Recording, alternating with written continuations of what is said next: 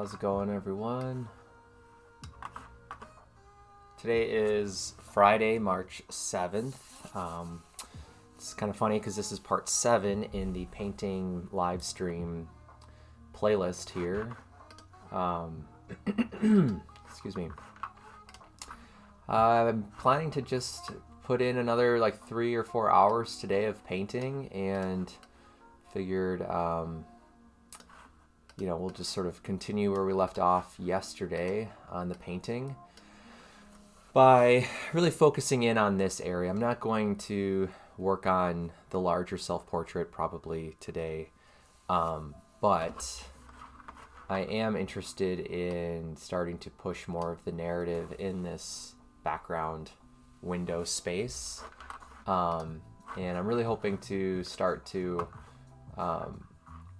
make more sense of aspects of this environment, and maybe even start to think about a few other secondary characters and signifiers and things to put in the painting. Hello Lemon, hello Pisces Rising Press. Thanks for coming back and hanging out in the live stream today. I hope you're both having a really nice day. I'm gonna go ahead and get started, but feel free to leave comments or questions and things if you want. So anyway, yesterday was a really good session. I feel like I finally started to resolve some of the narrative elements of the painting, and I'm hoping today to add a little bit more kind of specificity to what I want to have happen in this space. I did not move a mirror over to this side of my easel, so I don't know if I'll be able to really, paint in some of the information on that portrait. But I think today I can probably really push the details and the volume on this figure. And then I'm also hoping to get a little bit more resolved in this landscape in the background, which reminds me, this morning, there was an artist who came to mind that I've been influenced by and inspired by for a long time, named I think it's Aaron Weisenfield. I have a book that he did a Kickstarter for in my studio. I'm gonna go ahead and grab that real quick.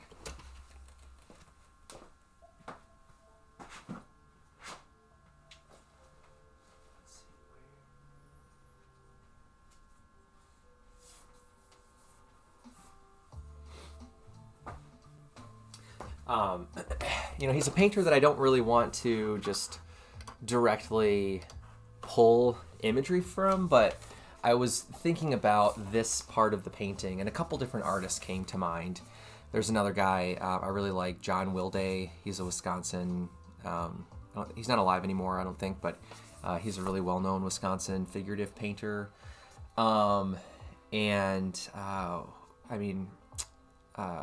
Lenora, is it Carrington is another artist, a surrealist that I really like a lot. And Frida Kahlo, who I talked about yesterday. A lot of them have this like really clear language of representational painting. Like you can really tell what you're looking at, and there's this like clarity to the way that they paint.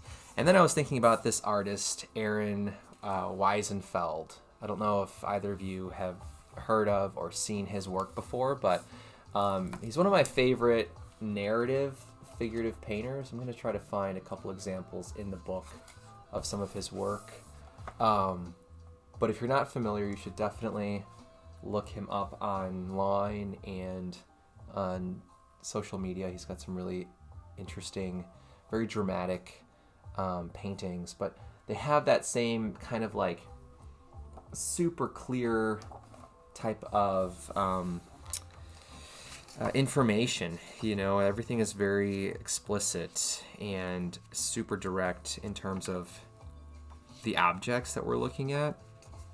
I really like pieces like this that he's done, and there's a lot of solitary like moments of solitude in his work that I also definitely am inspired by. But it's again, it's like I don't really want to look at his work and go, okay, I want to steal this idea, or I want to make the same kind of effect. but it's nice to pause during the process and talk about artists whose pieces and paintings have been really inspiring over the years for some of the methods and ideas that I've been trying to explore. But here's more of his work. So anyway, I thought I would share this book. Something I've been thinking about doing actually here on my YouTube channel for a while is turn down the advertisement here on Spotify real quick. But something I've been thinking about doing for a while on YouTube is like a book tour, videos of different artist books that I have in my own little library, and especially if they're books like this that were Kickstarters that maybe aren't widely produced, it would be really fun to share some of these different pieces of inspiration that I've been collecting over the years. But anyway, I just wanted to share his name and his work with you. Reminds me of the photographer Greg Crewdson. I'm not familiar with Greg Crewdson. I'm gonna look him up real quick just to see what his work is like.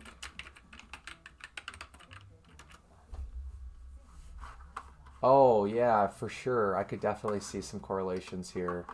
I think I might have seen a documentary on this artist while I was in grad school, actually. Gregory Crewdson. I couldn't remember his name for the longest time, but we watched this process video where like they set up this huge outdoor environment with like smoke machines and giant lights and all of these really big and intense props and like paid actors, right? I think he also sort of like creates this very theatrical scene. But I'm glad that you brought him up because I've been trying to remember the name of this artist for so long, and yeah, I'm sure that Aaron is familiar with this photographer. The video alone was super inspiring that we saw. I really like this. I'm gonna see if maybe I can share my screen again here.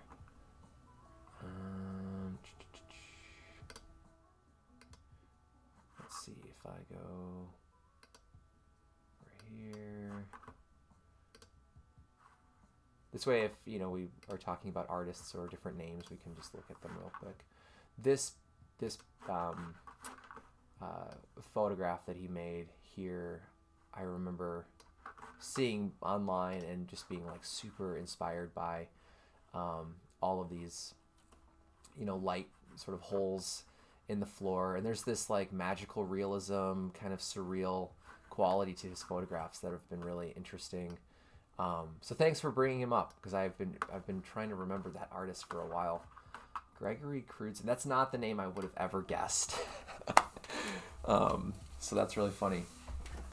Okay, so let's go ahead and get back into the painting here.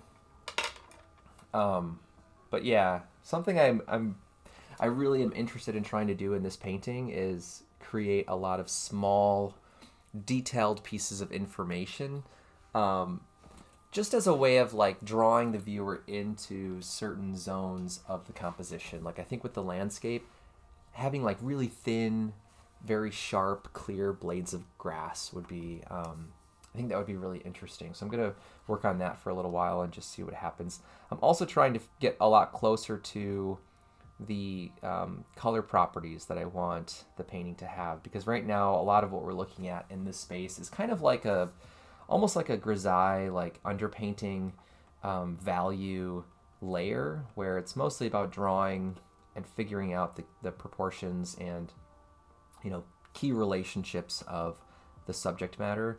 But today it would be really nice if I could start to get closer to the color properties that I want the painting to have in this area. So I'm going to really focus on that today as well. But I hope both of you are having a nice day so far, and if you're also working or working on projects, I hope those are going well.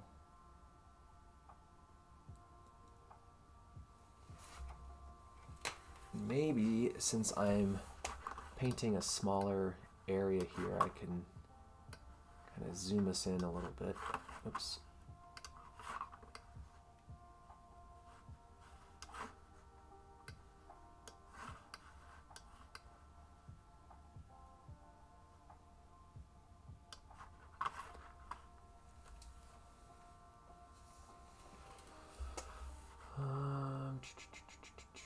Let's see. What else was I about to do? Okay. Maybe I'll turn the music up just a little bit more. The playlist that I switched to yesterday did flag like copyright stuff, so I'm going back to the one that I typically use, which isn't a big deal. I mean, everything is just instrumental, but I can get rid of this piece of duct tape up here.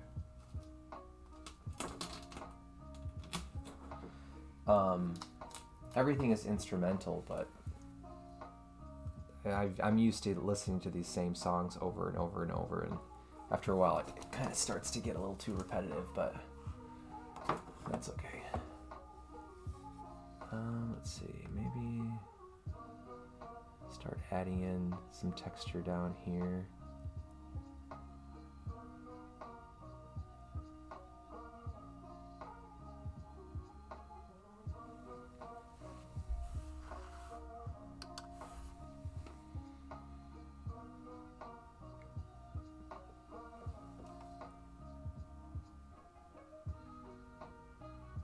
I'm trying to figure out too, like how saturated, you know, or chromatic I want this landscape to be compared to the context of the whole painting. Like, the more chroma I bring in today, I think is going to really pop this window space and make it come forward. And I think that's the feeling I'm trying to figure out. It's like, do I want the background to really feel super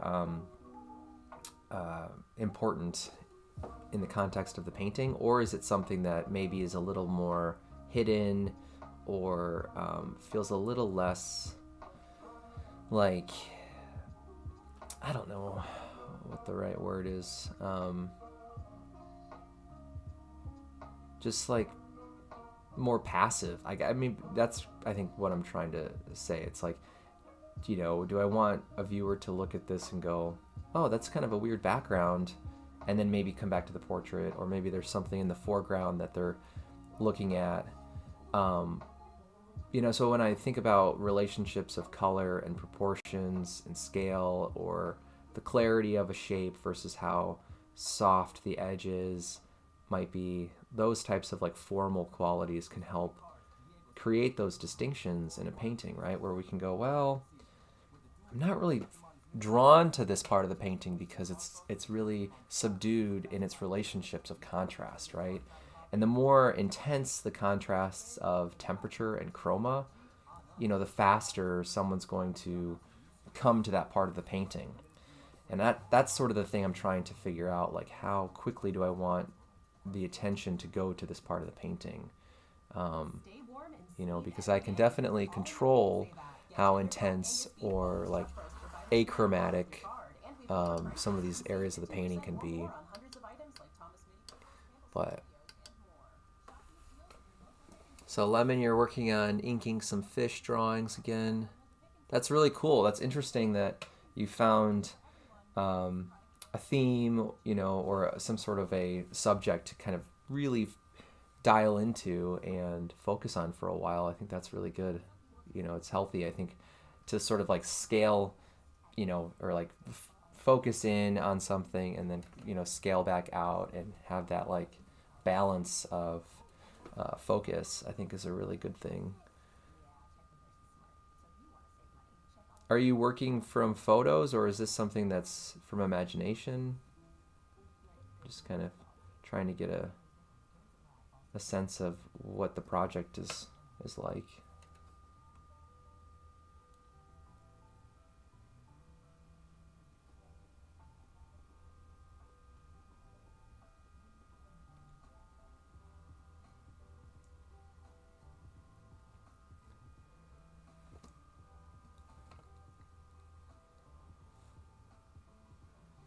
I also think it's okay if you're like, yeah, I don't really know why I'm interested in this topic or this theme or this subject.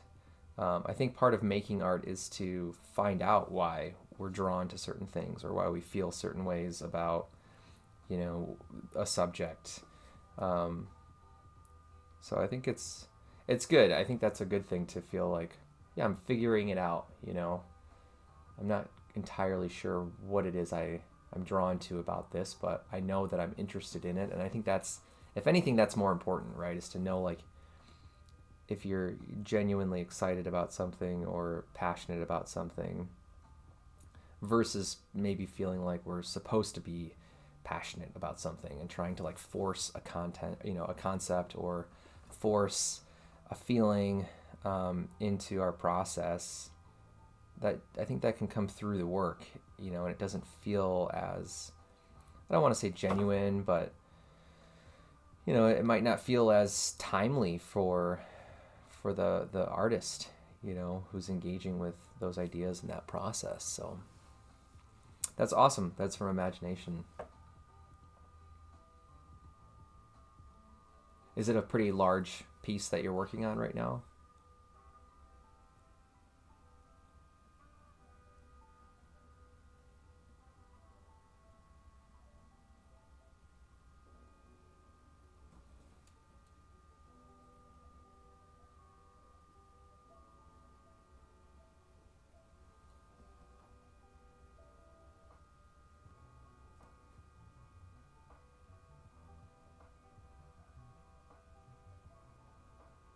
One thing I'm thinking about right now in the painting is like if the foreground of the outdoor, you know, external space out here is warmer in the foreground, the more cool the red hue becomes in the background, even if it's a really subtle shift between warmer and cooler, that temperature shift is really going to help open up a sense of atmosphere and depth in the painting. So I think, even if the value of this color is going to change, I'll probably still try to keep that overall gradient or transition of temperature between the foreground and the background up here. It's just something I can kind of, foresee that happening in this painting.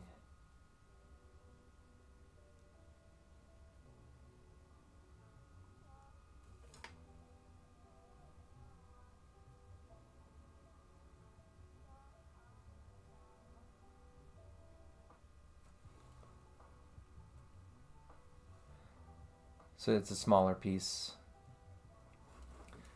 That's cool. I think smaller work, honestly, like, I don't know, I really love small paintings and drawings where they feel like, you could just, it would fit in your hand. Like there's an intimacy about that I really love. I also just like working small when I'm experimenting, because I don't feel the pressure as much. I think everybody probably can relate to that idea, but it's nice to be able to take some of the stress out of experimenting, especially from imagination, when it's like, kind of like with this painting where I'm like, I don't really know if I'm on the right track, or I don't know if this is exactly what I'm trying to do in the painting, because there's no point of reference really. And the bigger the painting, I think the more stressful that whole process can become. So it's nice to be able to help ourselves a little bit in those moments and go, okay, I really want to experiment, and I really want to come up with something that feels fresh and exciting for me, but I don't want to go through like $50 worth of supplies when I could just go through like $5 worth of supplies. It's funny how that like practical side of making art can make such a difference in the way that we create the work. When I was in college, I remember one of the things that was really helpful at the time that felt very normal, but I think, after graduating, excuse me, I needed to drink some water for a second here. After I graduated,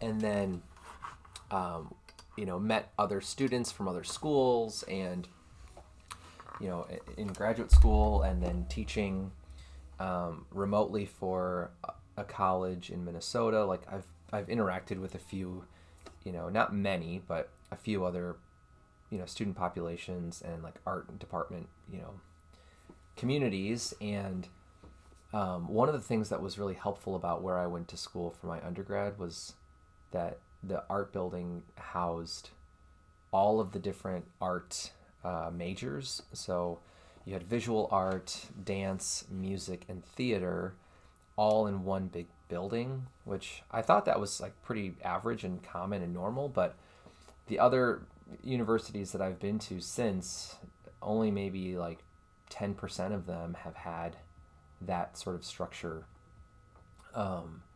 And because of the theater department being in the same building, there was a recycling center behind the like stage crew, set design studios, and they would constantly be recycling plywood and different construction materials.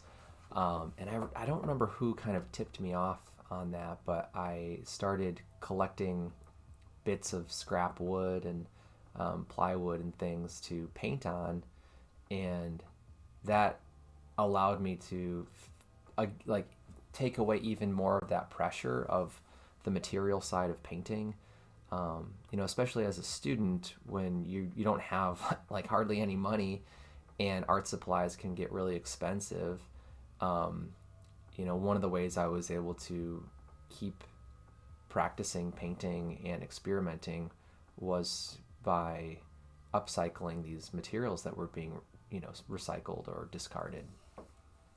And that was one of the things that I look at now and I go, wow, that was actually like a super helpful part of the community where I was in school. And maybe that's not as common as I assumed at the time, but it's like another level of that conversation of like, how can we help ourselves by alleviating pressure from like the material side of making paintings.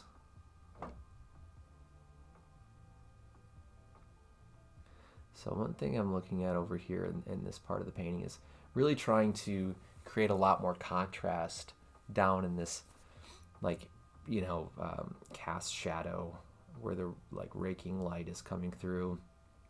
And I'll probably paint over this with smaller blades of grass details, but right now I'm just kind of trying to figure out the level of color properties that I want this part of the painting to have, and trying to understand like where are my highlights, where are my dark values, those kinds of things. And now that the ground plane is getting so warm and chromatic, it's making this figure look a lot less intense, which is kind of interesting. It's something that I wasn't really planning on doing yesterday. I was starting to feel like maybe the figure was going to be the most colorful, saturated thing in this part of the painting, but now I'm sort of enjoying what's happening with the intensity. Like the shift of intensity now is being taken away from the body and being placed on the landscape, the ground plane. So I'm thinking maybe that might be the direction that this part of the painting is going to go. Or I could even I don't know, I could see maybe the face still being very warm. I think that's an interesting visual. But maybe the body's a little cooler in temperature or more achromatic, a little less vibrant.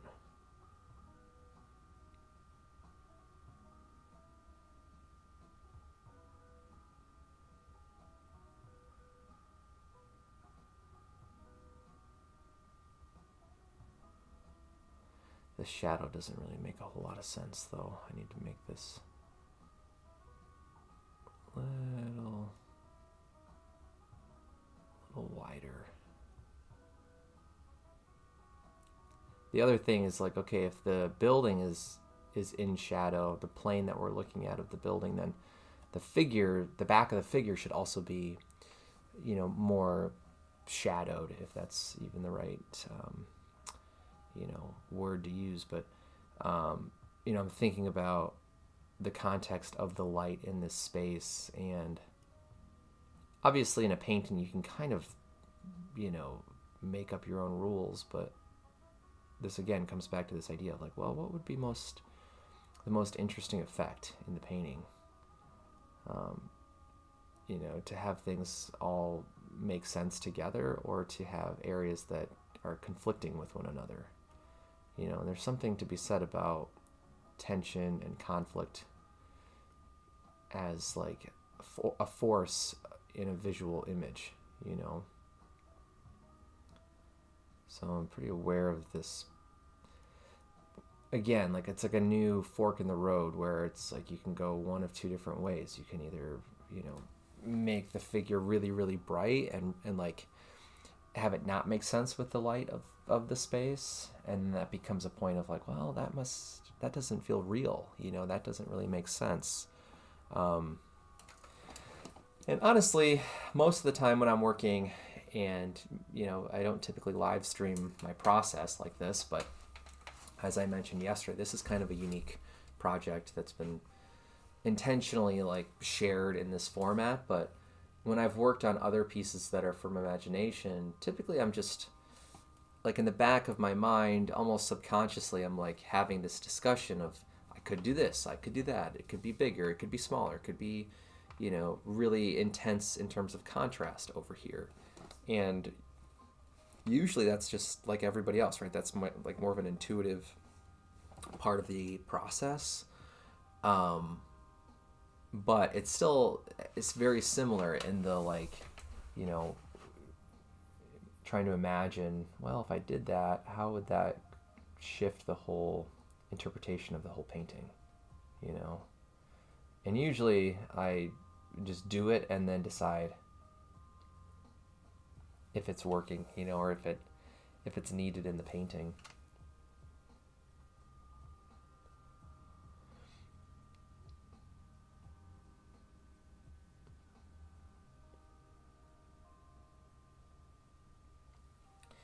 There's this, there's a small series of gouache paintings that I made back in 2021, that I've been thinking about a lot recently, partially because I listed one of these paintings for sale in my current like shop update, but I think also by going through this portfolio that I was talking about yesterday on my website, most of these initial pieces at the top here were made with oil paint, but there are a bunch of them that are gouache paintings. Like this was made with gouache. And there's something about gouache that I wish I could accomplish in oil painting, but I don't have the patience. Because gouache is an opaque watercolor medium and it dries really, really quickly, it's kind of like drawing with pastel or something like that feels like you're working in like a pure color, impressionistic way of painting. But, because it's a water-based medium that dries really quickly, you can make marks that kind of freeze in time, and that can hold a lot of expression and character that is harder, I think, if you don't have a ton of time in an oil painting, that can be a challenge. But this is a painting that is like 3 inches by 1.5 inches. This is a really small little painting, but we can see the amount of detail that you can still get with gouache is pretty it's pretty incredible if you have skinny enough brushes. But the thing that I'm looking for as an example to talk about, let's go back, is the paintings I'm imagining. I don't think are in this portfolio actually. They might be in this one. Yeah, some of these paintings, I feel like there's like a degree of texture and variation of mark that I'm interested in maybe bringing into this current self-portrait painting, like with the grass, things like this down in the corner where there's this feeling of texture, this implied pattern and texture that I really want this current self-portrait to have in the landscape. I thought I had other gouache paintings that had that kind of like patterning and texture, but maybe I guess kind of like this, So what I'm trying to do right now in the self-portrait landscape part of my painting is build up a few of the first layers, things like this. This is an oil painting, but you can kind of see a little bit of that pattern effect that I'm talking about.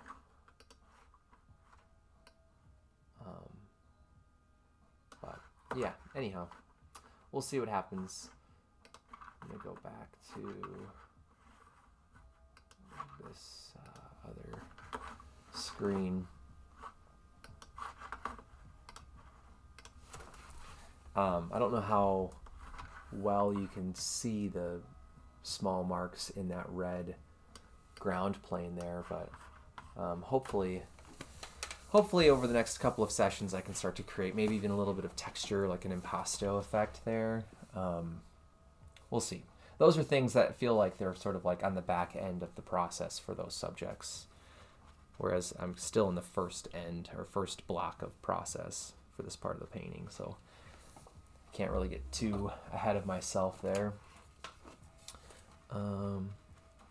But this feels kind of like that process that I used to employ with the gouache paintings, where most of the painting is made with a fairly small brush and it's building up numerous layers of paint, but because gouache dries so quickly, you can get like 6 layers of paint in one session, whereas I'm only going to probably get through maybe 2 layers in this session because things will just keep starting, I'll lose that like crispiness of the mark otherwise. Like this is probably, has set up enough in this area where I could layer over it and not lose some of the clarity of those marks. But as I mentioned yesterday, the deadline for this submission is at the end of March. So, I have to be pretty strategic about scheduling the process here. Let's see. Something I haven't really figured out is if there's going to be any other subjects or elements in this part of the window. I feel like it would be maybe a little too busy if I put something in, so the reason I'm thinking about this is because I need to decide if I want to bring this same color over to the edge of the hand there. But I think I'll probably do that.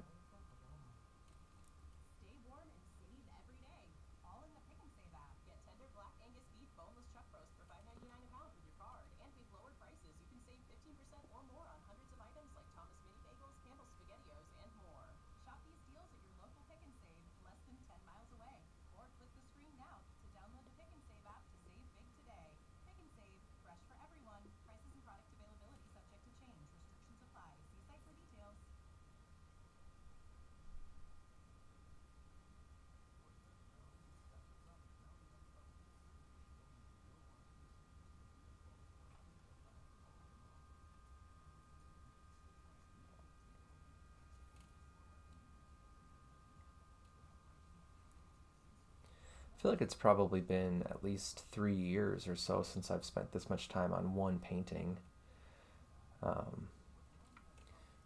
It's an interesting feeling to work this slowly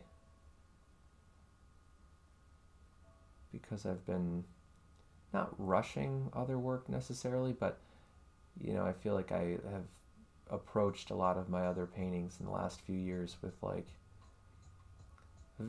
a much more brief concept of the idea of the work, whereas this has been very open-ended the whole time, so it's slowed down a lot of stages because it's just I'm spending a lot more time just thinking about, well, what if I did this, as opposed to just going for an idea, and then deciding what to do. I think maybe a little bit of that actually might be coming from the live streaming side of this project, where, I've thought like, well, if I'm just going to keep experimenting and like, what if I repaint a whole half of the painting, that live stream, not that it's a waste, but then it just feels like extra information that, I don't know, it's weird because it's like, yeah, on the other hand, it's still part of the process in making the painting either way.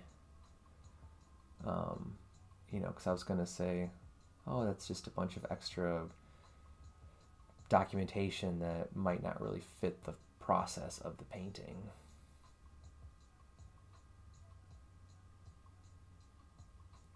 And I mean, the other main reason I think is just the schedule that I have, like the fact that this does have a deadline, and at some point it's going to have to be finished to apply.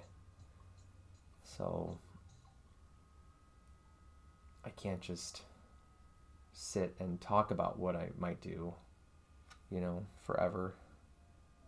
And if I just jump in and then halfway through realize, well, actually this idea doesn't really fit what I'm going for, that doesn't feel productive either. So it's kind of a weird balance there.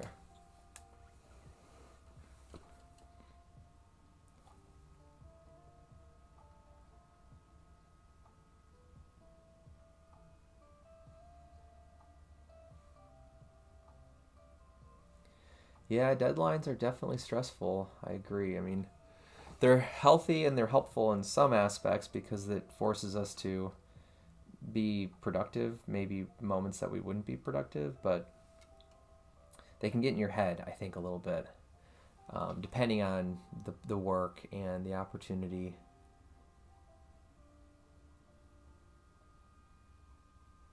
Because I think like through the plein air painting competitions that I've participated in over the last couple of years, like there's a component to those events where I'm grateful for them because they really encourage me to just make paintings and not overthink too much during the process, but also to really take it seriously, the process of making those paintings, because they're going to be part of an exhibition at the end of the week, typically. So there is a side to the deadline and to the expectation that is helpful for me, but I've also seen where it's like sometimes having too short of a deadline can feel like you're just rushing something and finishing something just to finish something, as opposed to making a painting because you really want to make that painting.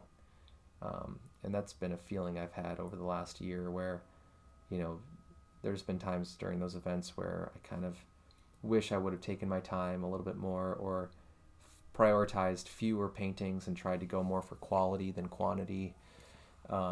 Even if it's not quantity in terms of the number of paintings that were made, but quantity in terms of like the amount of ideas that were explored, or the amount of techniques that were explored, or the variety of sizes that I explored for the ratios of paintings. Like there's all these different realms that we can choose to simplify what we're thinking about, and kind of like the effects of pressure that come from our materials and the price of the materials that can sometimes get in the way of us making exciting strides in our work,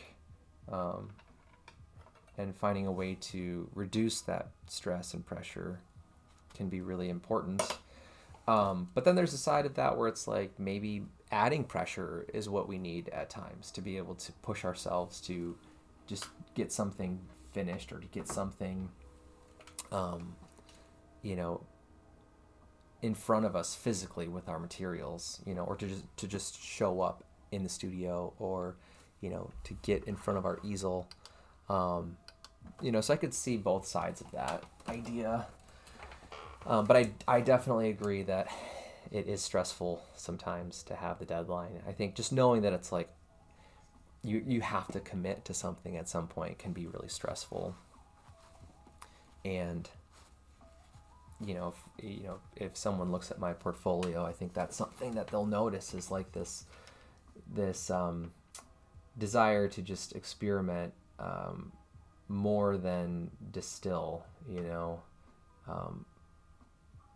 and find like a cohesive approach or language or combination of materials. Like I've always preferred trying to learn something new or experiment, more so than like just continually refining and refining. That's just my personality, I think, as a person and as an artist.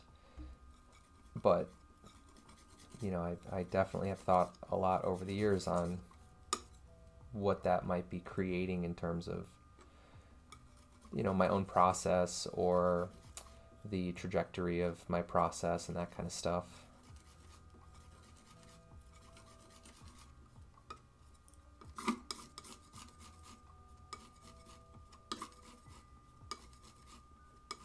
So I'm going to start to cool off the color of the ground plane. I'm hopefully not jumping too much in terms of value, because I don't want this to get into like a weird gradient effect in terms of light and dark. It's more of a temperature shift that I want the landscape to have. Like things are getting cooler and cooler and maybe less chromatic, like trying to stay pretty close to what I've already put in for like the trees and this distant horizon line. But yeah, I'm reading your comment about the timing or like the frequency of the process. I think about that a lot, especially when I'm teaching workshops, because workshops, the ones I've been lucky enough to teach so far, have ranged from like 1 day to 4 days at the most so far. And when you have 1 day or 2 days, the whole time, for me as an instructor, but I think also the students in those classes, I think there's this pressure to try to get as much as you can in that 1 or 2 day span.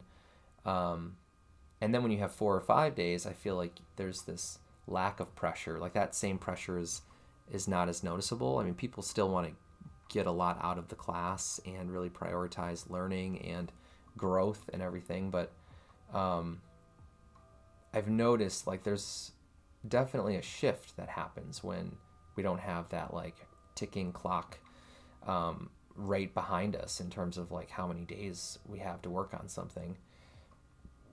And there's pros and cons, I think, to both of those things, because sometimes I feel like, I don't know, like I'll finish a painting and it's submitted to a show, or it's going into like a solo show or something, and right before I frame it or finish it, I might have a moment where I'm like, man, if I just had like 2 more days, I could push this aspect of the painting that I really think it needs, but I can't because I ran out of time. And I think this is like the most common experience for any artist, probably, is the same dilemma and realization that like you're just never going to have enough time, and that, I think that ends up becoming more of a blessing in the end, right? Because it sort of motivates us to start the next painting right away while that idea is fresh, and while that like drive and desire to see something is really fresh in our minds. So it's an interesting like balance there as well of like, well, do I rush this, or do I just take my time and just try to be really conscious and conscientious about how I feel when I'm working on this project,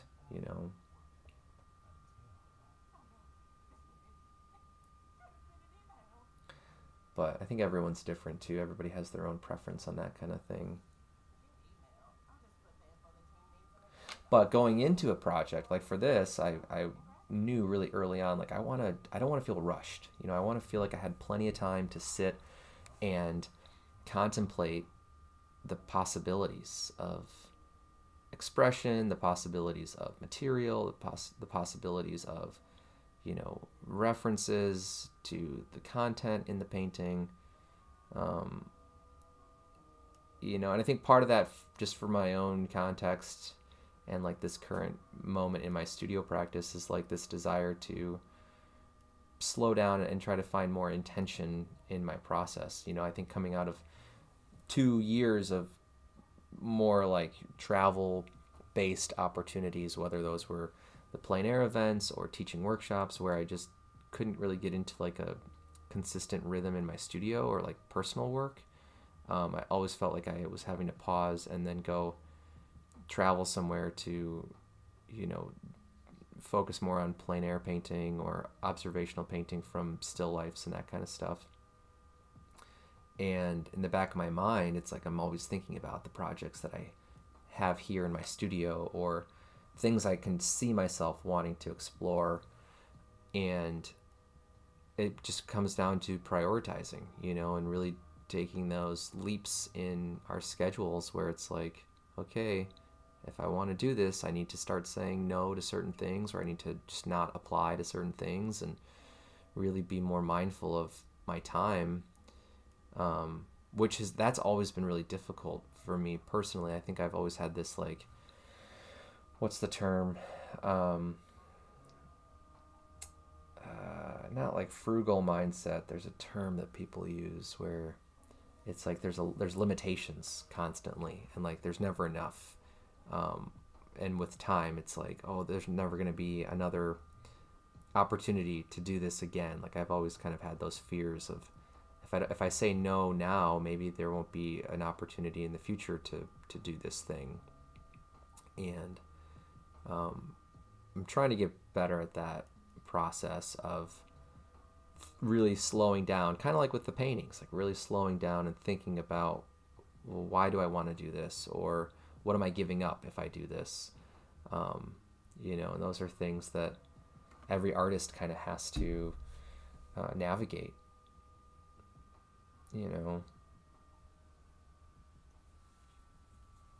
But it's interesting how that relates to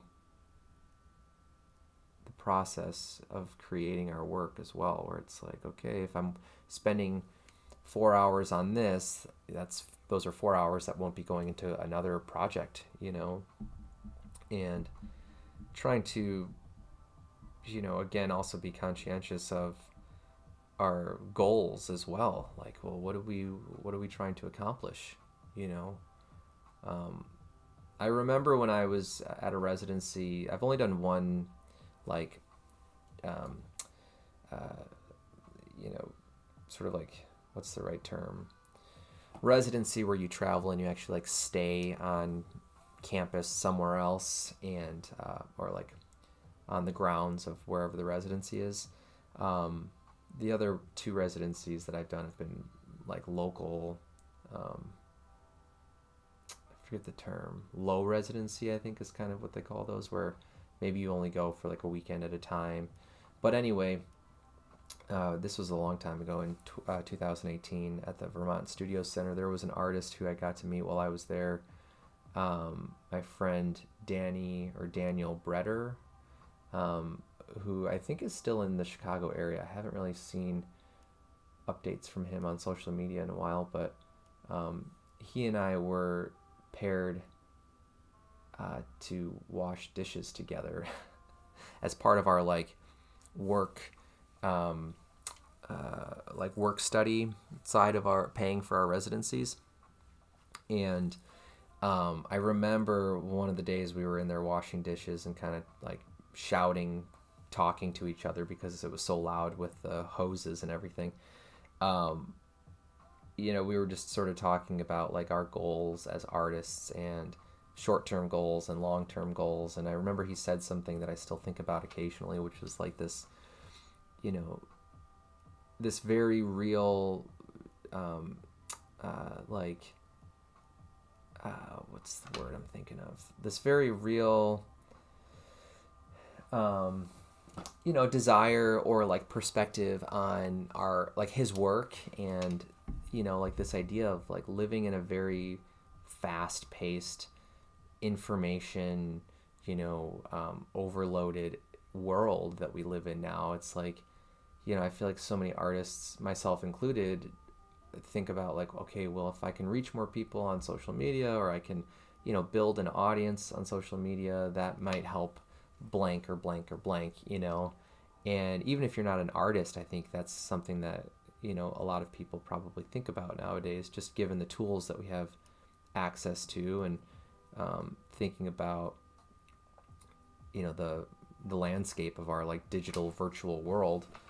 But he said something that was like, he's like, for me, he's like, I want my work to be in museums, he's like, that's the goal, right? And like, he was one of the first people, especially like in my years of being in graduate school, who really like connected those dots of like, that's the work that's like, it's saying something, or it's communicating something that's beyond just the like current trends of our world today, And I think if you don't live in like a big city, or a city with museums and institutions that have these like artifacts of history, I think it's really easy to kind of get sidetracked by this idea of success as like a virtual model, and that was just a really sobering idea that he kind of instilled in me at that time. That was like, oh yeah, that's actually like a really interesting perspective, that like, you can decide who you want to be communicating with in terms of your work, the history of the language that you're using in your work, and trying to be a little bit more broadly minded, I guess, in terms of where you want your work to end up, or the impact that you want your work to have. I think that for him was more of the reasoning there. It wasn't like, I want to be, this like renowned, famous artist. I think it was more like, I want my work to impact, a lot of people in like a real physical environment, and, seen among and alongside these names of people who have influenced me. I think that's partially where he was coming from. But yeah, it was an interesting conversation that I still think about sometimes.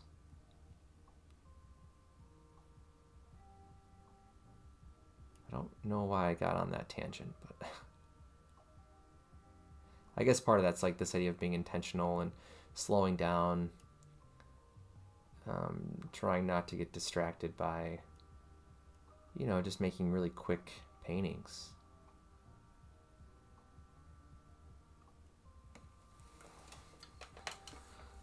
I'm having these weird, like, optical things happening where I'm staring at small areas of the painting, and the like contrasts of colors are starting to kind of mess with my eyes a little bit. The longer I stare at the, sort of like red shapes against some of the cooler shapes, there's this like, really like buzzing kind of visual effect that happens, that simultaneous contrast. But the other thing that I need to figure out this summer probably is a different way to light my easel, because my ceilings, or like our ceilings in our basement, are probably like 7 feet tall, or maybe 6.5 feet tall. They're pretty low. And I'm not super tall. I'm like 5'11", and there's plenty of space for me moving around, but in terms of lighting the wall that I paint on sometimes, or my easel, I have these clamp lights, and it's really difficult to be able to pull them far enough away to evenly light the surface. So I just have a light that's like directly overhead clamped onto my easel. And sometimes I think that light is like, I'm almost looking into the light the whole time I'm working on a painting, and it starts to kind of mess with my eyes a little bit. But that's something I need to figure out this summer, is maybe like a way to attach an arm that goes out away from my easel, and then attach a clamp light onto that. That way it's not just like this flat overhead light. But anyway. Okay, the other thing that's happening now that I'm really excited about is that the space and the ground plane here is starting to feel a little bit more dense and like whole, and like it has its own sense of weight. And if I can continue to develop the variety there, I think then it'll start to read a bit more naturally, which is always kind of a fun challenge in limiting a color palette. It's like, how can you bring down the amount of variety in hues and pigments on a palette without losing a sense of convincing volume or lighting effects and those kinds of things, or atmosphere.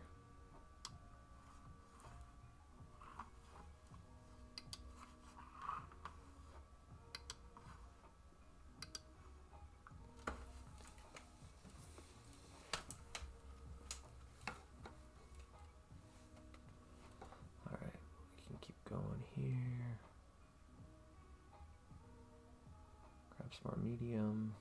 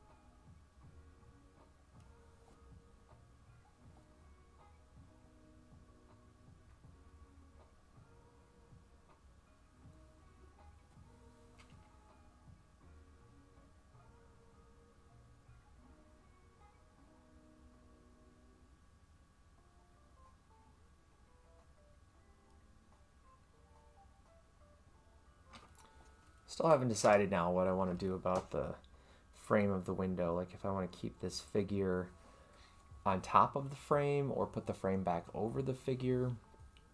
I kind of like being able to see the whole head as a shape, and I think if I paint over it again, that's going to change the feeling of that part of the painting, just in terms of the proportions. So it's not even necessarily about the meaning or the content and how it changes the content. I mean, it will, and I'll have to think about that, but sometimes it's more about, like, do I like the relationship of the shapes? And that's the thing that's kind of the initial force to change part of a painting. I feel like that happens a lot.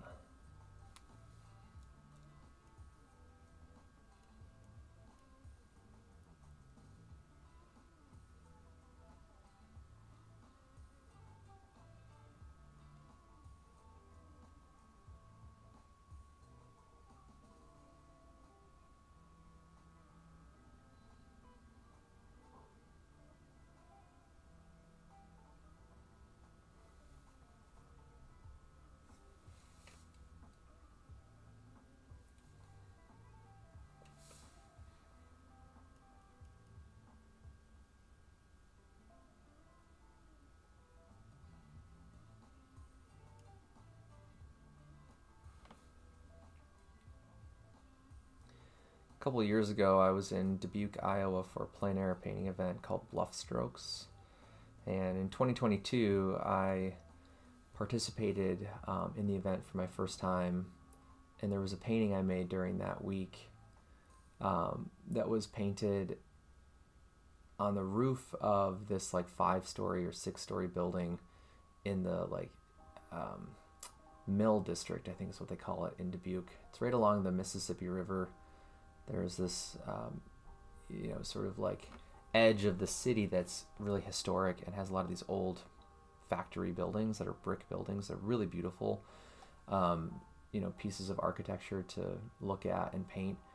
But when I was there, the first day of the event, I think it was a Monday, I checked in with the organization in the morning at like 8 o'clock, and I had my coffee, and I started driving around in that district looking for maybe like a parking garage or something that I could travel up high and like look over the city from, because I thought, oh, it'd be kind of a fun week to do like a big panoramic view of the city.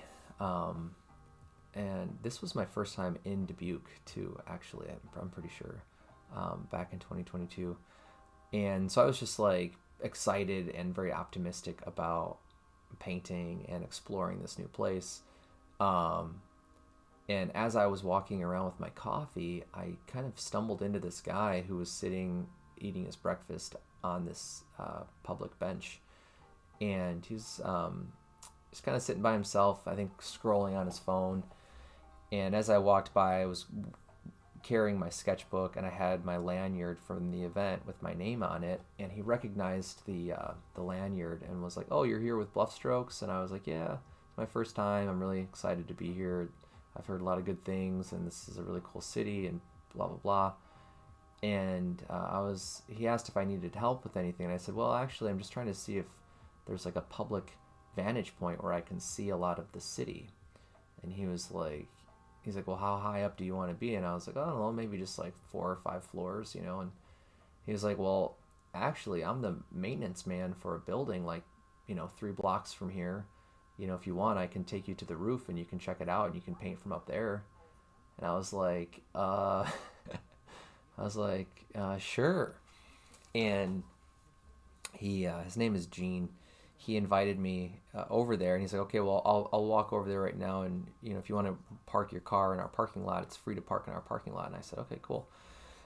So I met him there in like a few minutes, and he was waiting outside for me, and he took me up, like 6 floors to the roof, and the building is like, I don't know, probably at least 100 years old, I would bet. And we got up to the roof, and right before you walk out onto the roof, there's this little room on the roof of the building that had windows on every side. So there's a lot of natural light coming in. And the old wooden boards, laid the floor, and there was just like piles of stuff everywhere. And he was like, "Yeah, if you want to paint up here, I'm here every day this week, just shoot me a message and I can let you upstairs or whatever." And so I ended up painting, I think 4 of the 5 days that we could paint for the event. I was up on that roof. I made 2 paintings. I made one that was outside, like in the open air, on the roof. And what's cool about Bluff Strokes is that they allow artists to submit one painting that is an interior painting.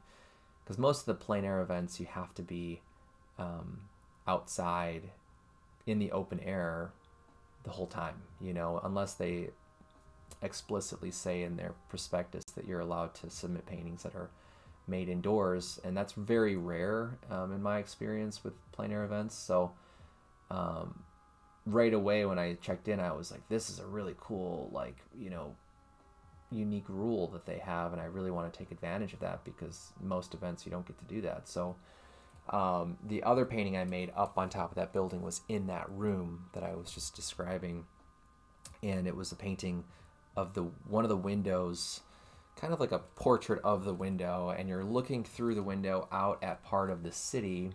And one of the main pieces of architecture in the painting is an old church called Steeple Square, where the event reception is held. It's a really beautiful venue for an art gallery show, pop-up show. And so it's kind of cool to also, weave part of the event's like architectural history into that particular painting. But the reason I'm telling the story is because as I've been working on this now, I've started to think about the glass of the window and like ways to convey that this is glass. And when I made that plein air painting, one of the things that was really fun to try to capture was the kind of like frostiness of the glass. in the corners of the panes of glass. I can pull up this painting that I'm talking about and we can look at it real quick, just so you can see what I'm talking about. But I'm already imagining ways of maybe pulling some of that character into this painting. But let me see if I can find...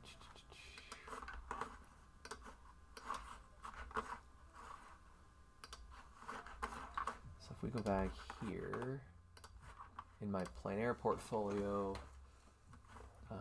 technically it'd be in the archive. Yeah, this is the painting I'm talking about.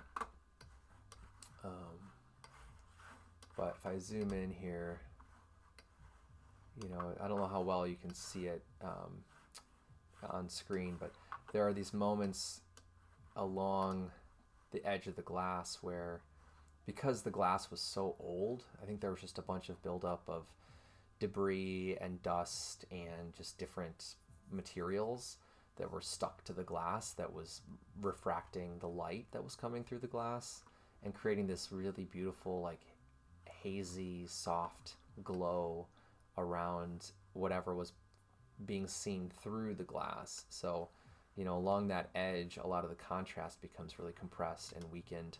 And even down here, I remember noticing bits and pieces of that kind of frostiness. But I spent, I think, like 3 sessions working on this painting and building up some of the textures of the wall. There was a piece of wood that was just leaning across the frame of the window, and I liked the shadow that it cast. But I've been thinking about this painting and pulling, you know, ideas for that sense of character and that sense of history. You know, there were areas where the glass also was cracked, and it made these really thin, dark lines over those shapes, like in this corner over here. So anyway, that's something I'm kind of like thinking about as I work on the window in this painting, like if I want it to feel really clean and new, or if this is something that needs to have, you know, evidence of history, if that's important to the painting. So we'll see. I might go that route at some point here, but that's probably something I could figure out at the very end of that part of the painting process. So I don't have to decide right now. It's just something I'm kind of thinking about. But yeah, I mean, overall it was a super great experience, and we got really lucky that the weather that week was really consistent and sunny. The other paintings, I guess I can show the other paintings I made during that event that year. I've done the event twice, and let's see if we go back here. I made some of my favorite paintings from that whole year of plein air painting at that event. So this was the first of like 5 paintings I made. This is the other one of the roof, so you can see what the that building, that room that I'm talking about, looked like from the outside. These weren't the windows that I was looking through, but it was in the same room on the other side of the room. But they basically, you know, look identical on both sides of the building. This is 10 inches by 30 inches. This one is 24 inches by 12. So they were pretty substantial sized paintings. The craziest thing was all of them, these first 3, this is a third one from that year, all 3 of those paintings were purchased by the same family of collectors. That was kind of a crazy highlight and surprise from the event that year. And this was made outside of the city. What's cool about Dubuque, if you've never been to Dubuque, Iowa, is that, you know, in the city there's a lot of history and industry, and there's like the whole river,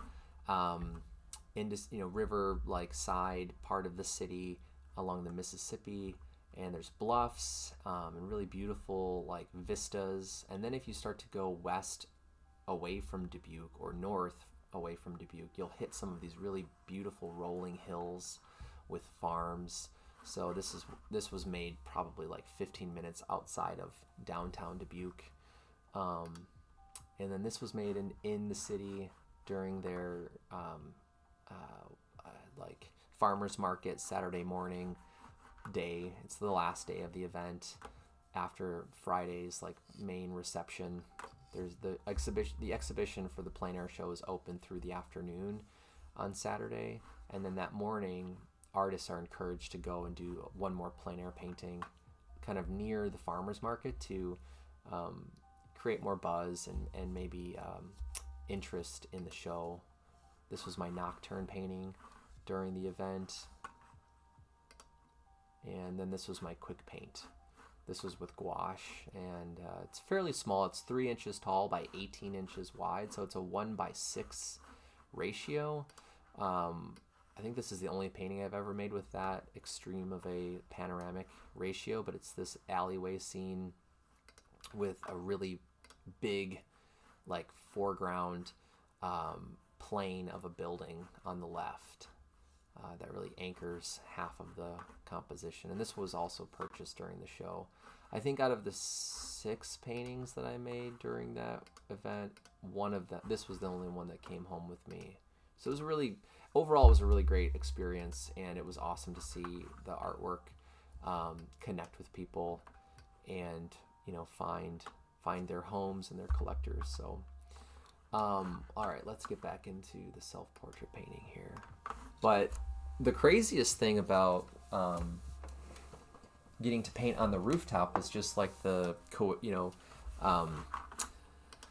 coincidence of meeting Gene, who was also an artist and sculptor. He and a collaborator started this organization in Dubuque called Voices, and it's a art gallery. It's a place I think that also has a residency program. They are responsible for most of the murals that you see in Dubuque, which if you go to Dubuque, you're going to be really impressed by the number of murals that they have. It's kind of like Flint, Michigan. There's these like grassroots organizations that have really spearheaded the process of bringing in public art for the city, and I have a lot of respect for people who put time into developing a culture of art in that way, where it helps create something that is really beautiful and maybe inspiring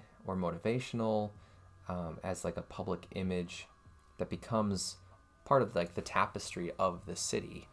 And in doing that, you're also supporting artists who make a living by painting murals, which that's a pretty hard, physically like laborious job to make a mural manually by hand. So I really enjoy that whole cycle of how murals are made nowadays, especially when I feel like they're organized by real people who are trying to make a real difference and just are very aware of the benefits of that process, and it's like somebody has to organize that whole infrastructure and get it off the ground, and that takes a lot of time and effort. So it's pretty cool when you see like successful examples of that. And Gene and his collaborator Sam are the main 2 guys who kind of have brought in a lot of those murals into Dubuque over the last like 15 years. So that was also crazy that I just kind of like happened to stumble into this guy sitting there drinking his coffee, and he turned out to be like a very central figure for the art community in Dubuque. I think that those are the moments where plein air painting is such a inspiring part of my practice, because you're interacting with and collaborating with this public space as your subject that you're trying to document and convey or portray. But in doing that, you often meet some of the most interesting people that you probably wouldn't get to meet if you weren't standing there with your easel or walking around looking for something to paint. And that's probably one of the biggest benefits of having a plein air painting practice, is that you're helping yourself meet people that might leave an impact, and hopefully maybe there's a reciprocated impact that you're going to leave for them too. So that whole week in Dubuque that year was really, really magical and just really cool. I had a really great experience. And I'm honored because this year they invited me to be the judge for the event. So I won't be participating this year, but I'll be around at the back end of the week, coming in to see the show before it opens and selecting paintings for the awards, which is going to be a very challenging job because they always have very high quality artists that come and do that event. And now I've met most of those artists, and I've created relationships with most of those artists. So it's challenging when you have a very subjective practice and medium to try and create this objective rubric for success, and as a viewer of art and someone who is critiquing art, you have to be very sensitive to not really exercising your bias too quickly. I think it's impossible not to be biased, but I think it's possible to be conscious of your own bias, and that's what I'm going to have to do during that opportunity. And it's pretty exciting because then right after that show ends, I'll be going to Waukesha, Wisconsin to judge another plein air show. So it's gonna end up being this like very plein air heavy weekend, not in making plein air paintings, but in viewing and judging plein air paintings. So I'm curious to see how that's all going to play out.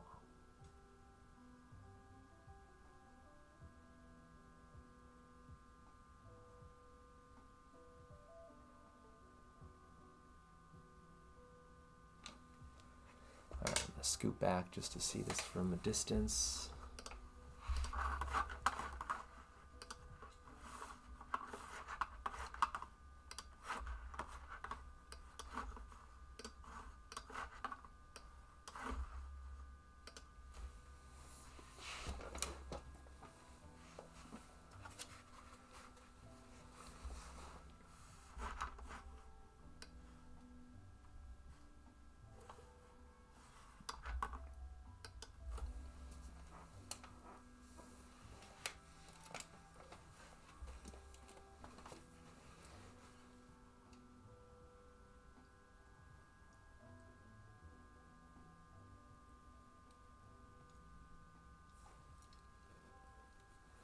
So when I scoot back and I look at the painting from like 5 feet away, one of the things I'm noticing that I really like is how the color shifts from like this area into that gray way like off in the distance along the horizon.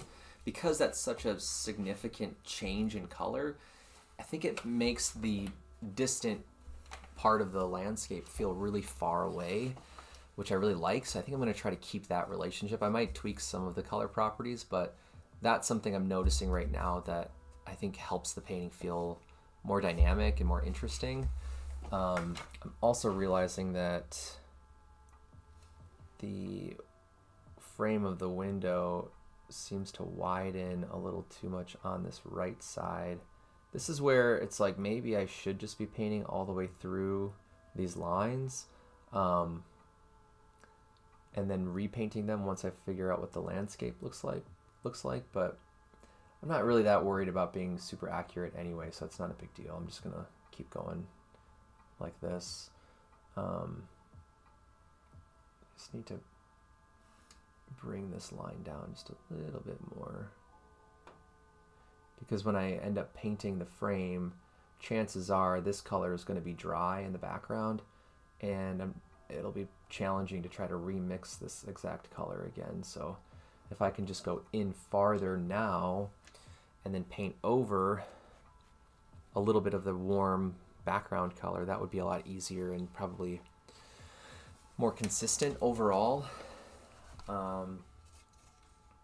This area, I think, I like the combination of values. Like I like that darker brownish color, but in terms of color property, I think it could be a little bit more chromatic in some areas. I also want to decide if there's like objects or if there's going to be a subject that's getting pulled up with the landscape, or if it's mostly just about the landscape being changed. Those are very different ideas.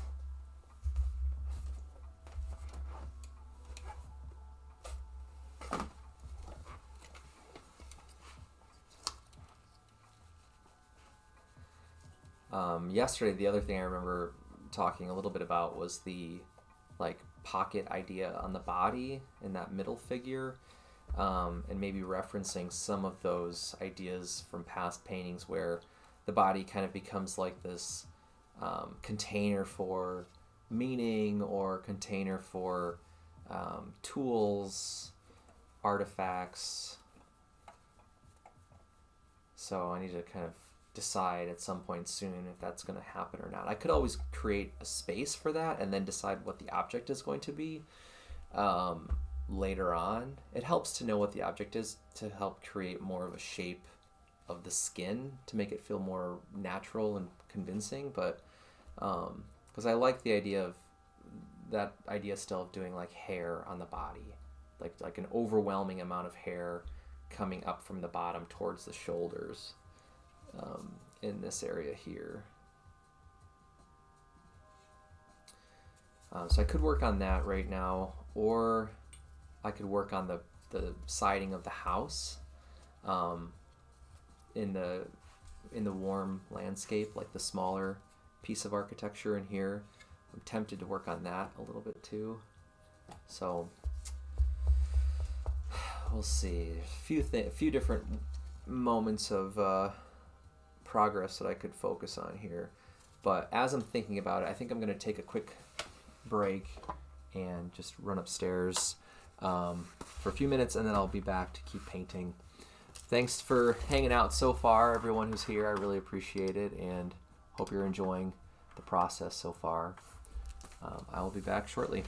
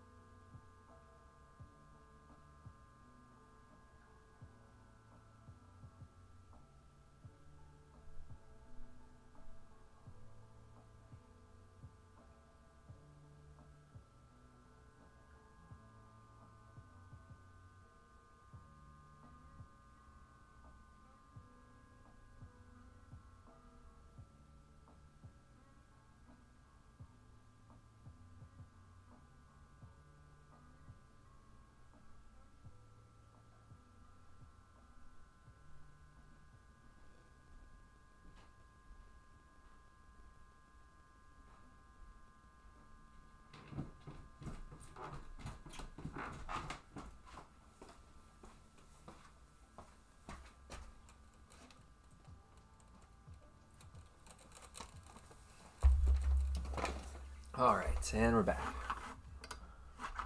Vibe into the music again.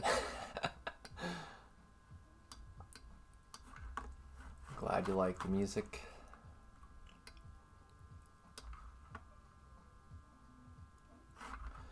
Let's see here. Turn things up a little bit while I'm working.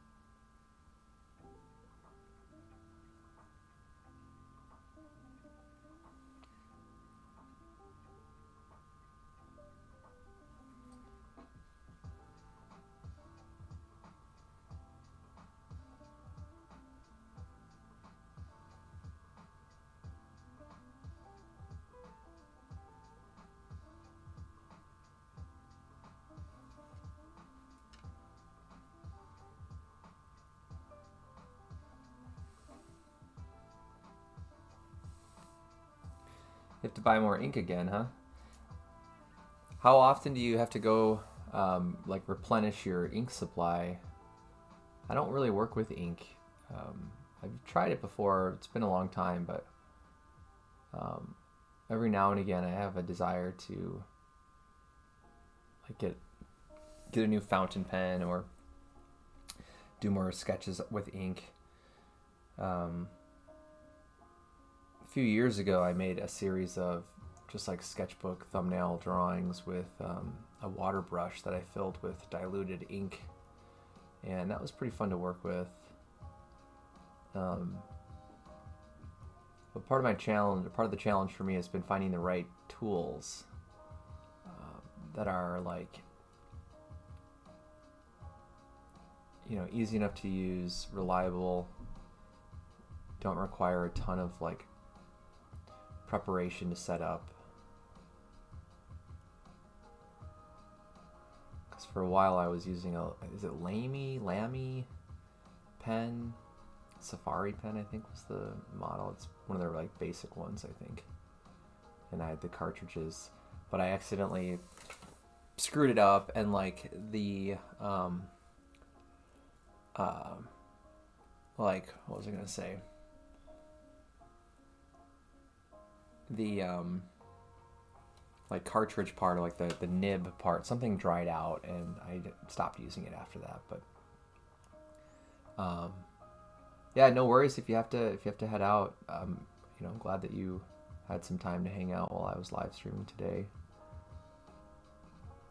I appreciate, you know, that you're willing to hang out and share what you're up to. Makes it feel more like a shared studio day when people are willing to be like, this is what I'm working on, this is what I'm hoping to accomplish today. So it's nice that some of you are willing to do that. I really appreciate it.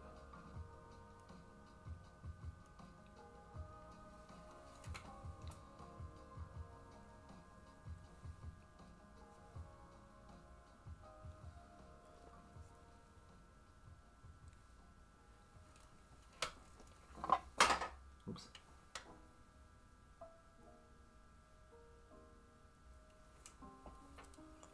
Do you get your supplies locally? Like, is there an art store pretty close by that you can go and pick things up from then?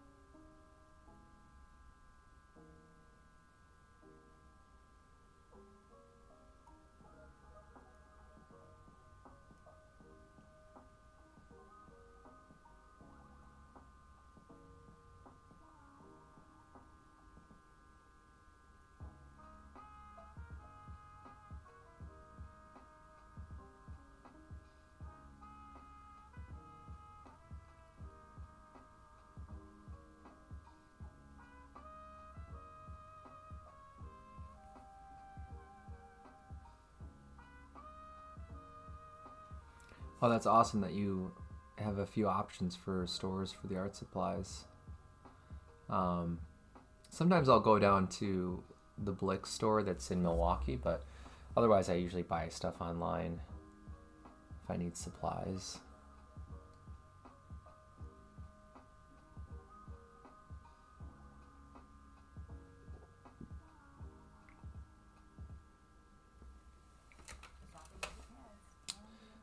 Let's see, maybe I'll put a little bit of yellow ochre in part of the shoulders here. Thanks to the Chase mobile app, your kid can shop independently while you keep an eye on their spending. So you can go from White. to power shopping. Sorry you stayed on budget. Thanks, Mom. Freedom for kids, control for parents. That's family banking from Chase. Account subject to approval. Chase mobile app is available for select mobile devices. Message and data rates may apply. JP Morgan Chase Bank NA, member FDIC. Wireless can be confusing, or it can be visible. If you want simple, transparent wireless, visible for you, with the Visible plan, get unlimited data on Verizon's 5G network for just $25 a month flat. No added taxes, no hidden fees, no nonsense. Oh, really? Didn't think wireless could be this visible? Now you know. Visible.com for network management details. Now you can get Disney Plus and Hulu together for just $2.99 a month for 4 months. We're sure in love. Get both. Watch Marvel Stand-Up, Born Again, and Moana 2 on Disney Plus. So I'm trying to follow the logic of the lighting in the space, right? If this figure is, sort of front lit, then there would be this little bit of a rim light around parts of the body. So I'm trying to figure that out as I'm figuring out some of the color properties still. But I'm hoping that this will help ground the figure a little bit more in the space.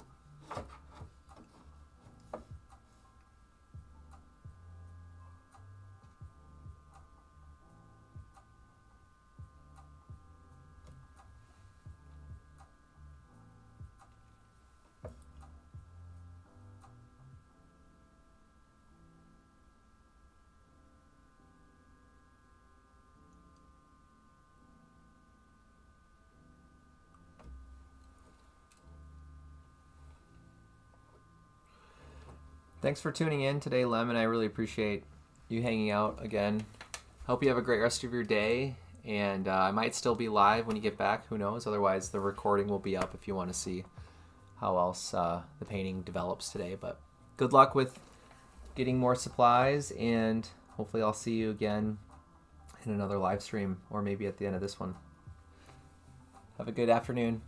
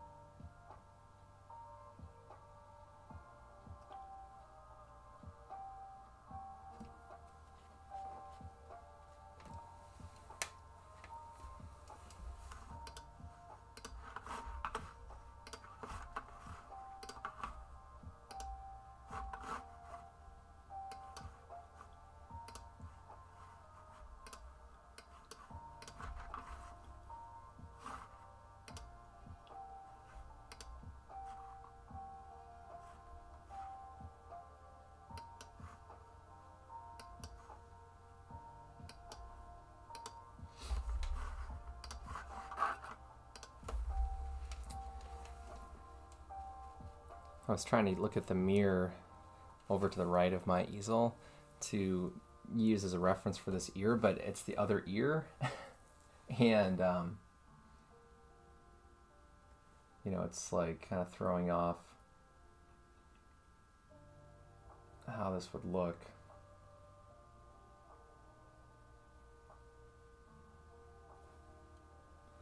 So I got the shadow part of the inside of the ear messed up. Flipped around. I'm going to see if I can fix this.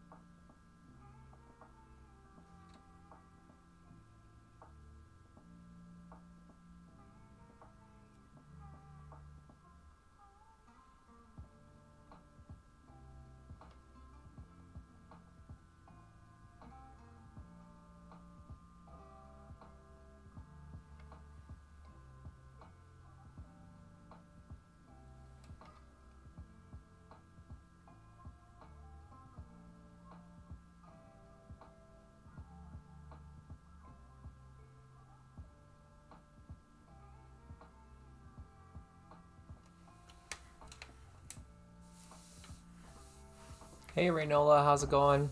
Thanks for tuning in. Glad to see you back. I can't remember if you have seen this painting in progress or not. Let me show you the whole thing real quick. You can just get a sense of the full image.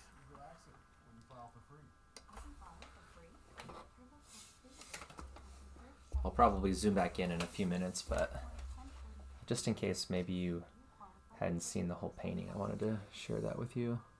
I hope you're having a nice day. I'm starting to figure out what this self-portrait painting is representing. It's taken me a long time to commit to an idea.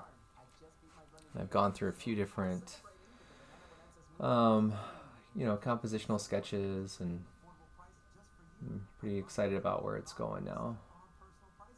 Today I'm mostly focusing on this space in here. I started to build up layers of different colors in the landscape, and now obviously I'm trying to convey more of the volume on this middle portrait.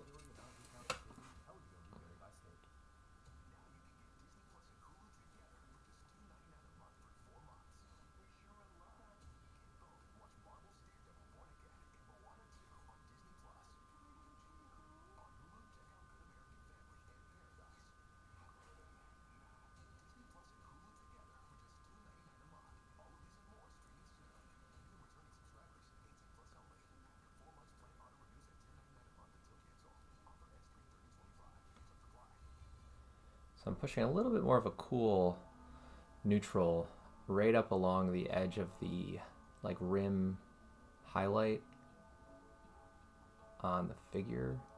And I'm hoping that's going to help kind of pop the glowing effect around the figure, but also make the body feel a little bit more volumetric. That's part of the hope. I like that plays against the really strong warms in the painting a little bit more noticeably now. Let's bring in a bit more chroma and see what happens. Maybe down here. That might be a little bit too bright. Let's go blue.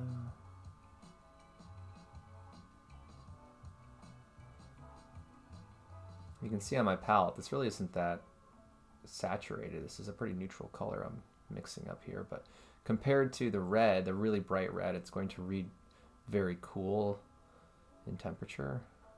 It's fun to be able to play with those contrasts. Let me zoom back in.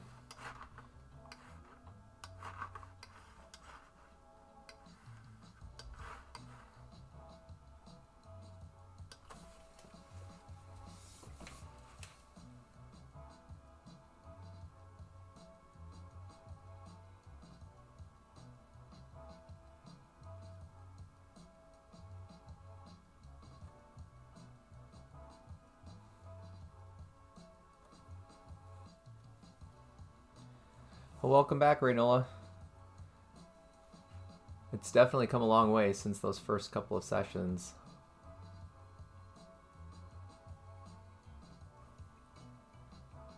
And thanks for the compliment. I really appreciate that.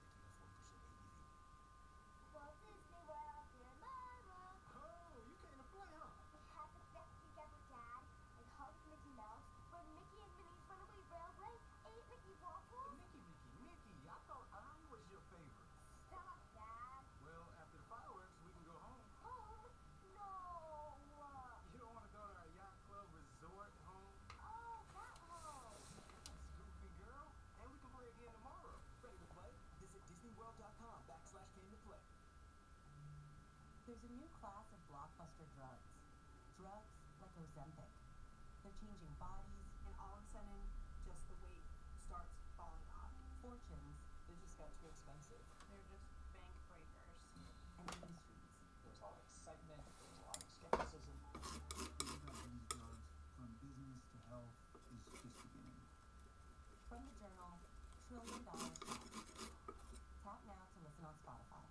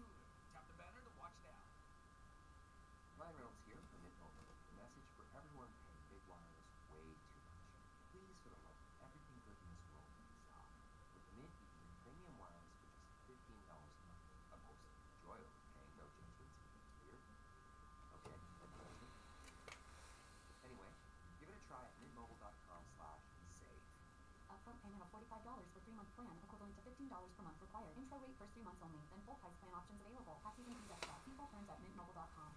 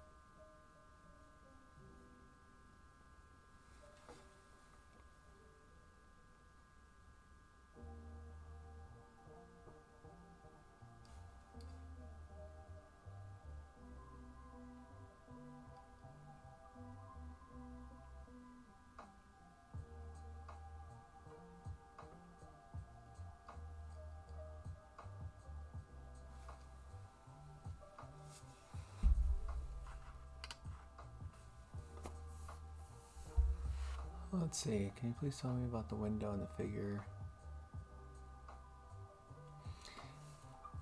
Yeah, you know, I that's sort of something I'm at the crossroads with right now. I did that yesterday because when I started to refine this middle figure, initially I was avoiding these vertical lines and the horizontal line by the hair, and then I was like, you know what? It's probably going to be easier if I just paint the whole figure now, and then if I still want the frame to go over the figure, I can paint that later on. And then I was working on this yesterday, and I thought after like 30 minutes of working on it, I'm like, I kind of like that it doesn't make sense. Like it's kind of in between these two spaces. I talked about that a little bit yesterday, just sort of like maybe I'll keep it, maybe I'll go back to the original idea and put it in the space with the building. But I haven't really decided. So while I'm working on it, you know, I'm going to keep that open. But yeah, it's an interesting kind of like relationship of like presence or being or, you know, existing in space. I kind of like that now there's this sort of like middle limbo version of the portrait. So I'm glad you pointed that out because, you know, I'm still like on the fence about it. But earlier today too, I also was just talking about like the shape of the head. I kind of like that it's a solid continuous form, and if it's broken with this horizontal line, like that might be a little bit odd in terms of proportions. But I would also be interested in maybe like leaving that one behind the head, but maybe these vertical ones come over the back of the body. Like that could be interesting, where it's sort of like feels like it's woven between the frame. So there's a couple ideas that I'm still thinking about, but I'm glad that you brought that up because it's nice to have feedback.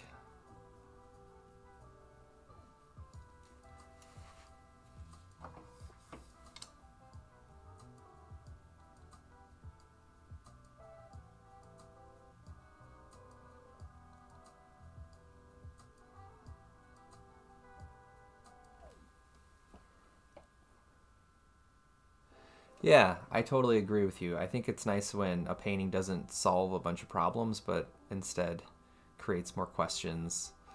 You know, and I guess the one thing I was sort of like, because originally I was like, wow, that's kind of cool. I didn't think that was, you know, going to happen.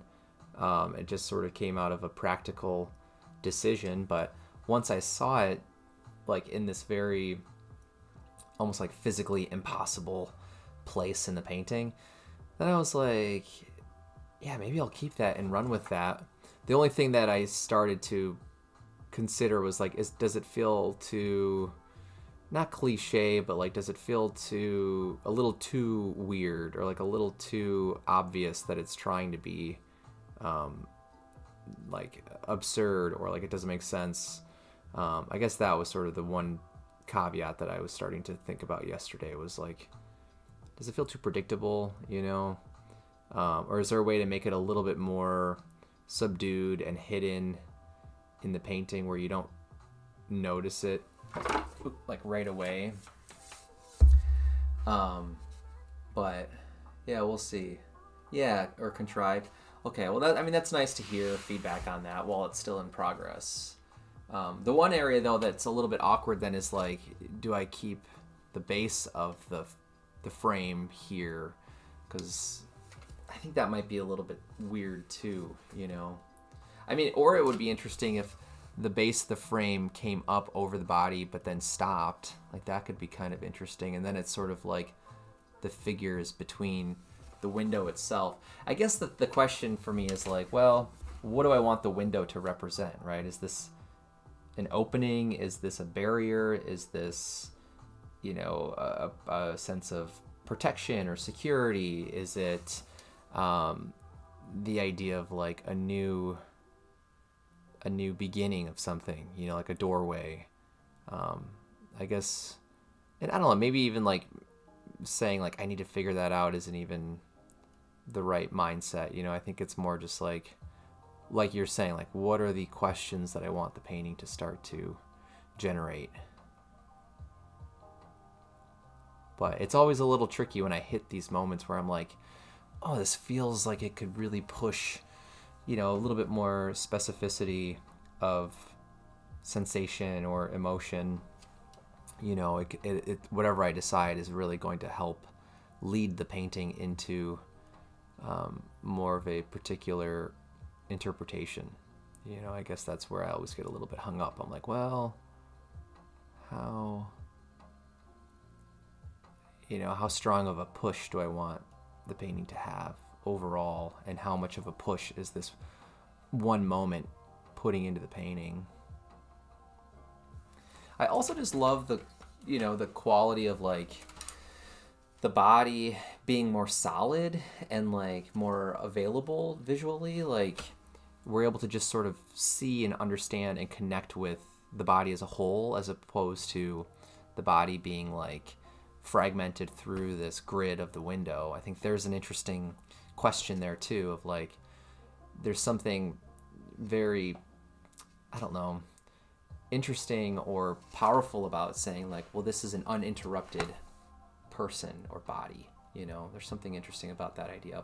But yeah, I mean, in between, I think there's definitely, I have not a lot, but I've made paintings over the years that definitely start to kind of like lean into that conversation of like the liminal experience, or, you know, being in between states of something.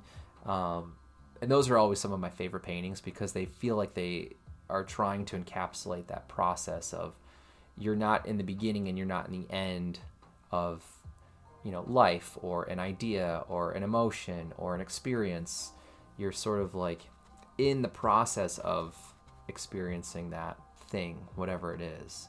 And there's something like inherently optimistic about that, but then maybe a little bit like pessimistic, just in the realization that like everything has an end, right? And everything's part of this cycle of progression and time. And this painting is one of the first self-portraits I feel like that's starting to kind of like open up that door for the conversation, to feel like it's not just about a single moment, it's about a relationship of moments, or a relationship of ideas in perception. And, you know, for me as the artist and the subject, it's like I interpret this as a very, you know, introspective type of painting, but I don't know for other people how they interpret the identity side of the painting in terms of who the subject is. But I like that there's an ambiguity, you know, still happening between some of the figures. That's something I'm trying to kind of think about too, and like, you know, how direct and like pointed do I want the identity to feel, in these parts of the painting. And obviously, like, it's going to vary depending on who has access to my thought process. And this, you know, the live stream, for example, is introducing my commentary more than it would if somebody just walked into a gallery and this was on the wall, you know. So that's kind of an interesting side to the process of making this particular painting, is that, you know, there is going to be this chunk of documentation that can inform other interpretations. So it's a little bit of an experiment too, which is kind of exciting for me in terms of opening up my thought process a little bit more.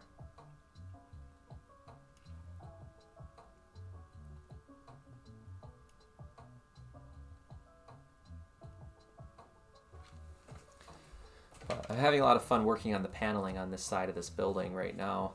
Something I'm trying to imagine is, like, if this was a real environment and the ground plane is so saturated in the foreground, like, there would be reflected warm light bouncing up onto the wall. So I'm excited to try to create a little bit of a glow down at the bottom here. And then the ground plane, I want to feel like a lawn, like a grassy field. And it'll be fun to go in with like little thin highlights and convey some of that shadow texture of the ground plane there. But I'm really happy with the way that the temperature relationships are turning out in the body here. I know you can see it on screen. I don't know how accurate the color is, but there's this really muted, cool gray that I wasn't really planning on. It just sort of organically happened today, but I'm happy that it's adding a lot more dimension to the body, and it's helping separate the body from the background, you know, from the ground plane, which is helpful.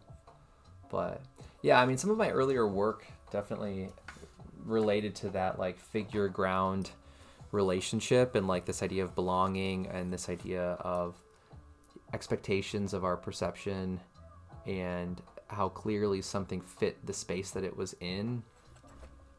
And for moments like this, that's what it starts to remind me of, is like, if that edge is barely visible, it creates this really interesting sense of connection between the subject and its environment, you know. And just through a formal relationship, it's kind of fun to acknowledge those moments and be like, well, how close together or how separated do I want something to feel from other parts of the painting in terms of the concept. But I'm hitting a point in the painting now where I can start to model things and really be more intentional about like the degree of contrast of something, which is one of my favorite stages in a painting. But first I need to finish this warm to cool gradient here on the wall.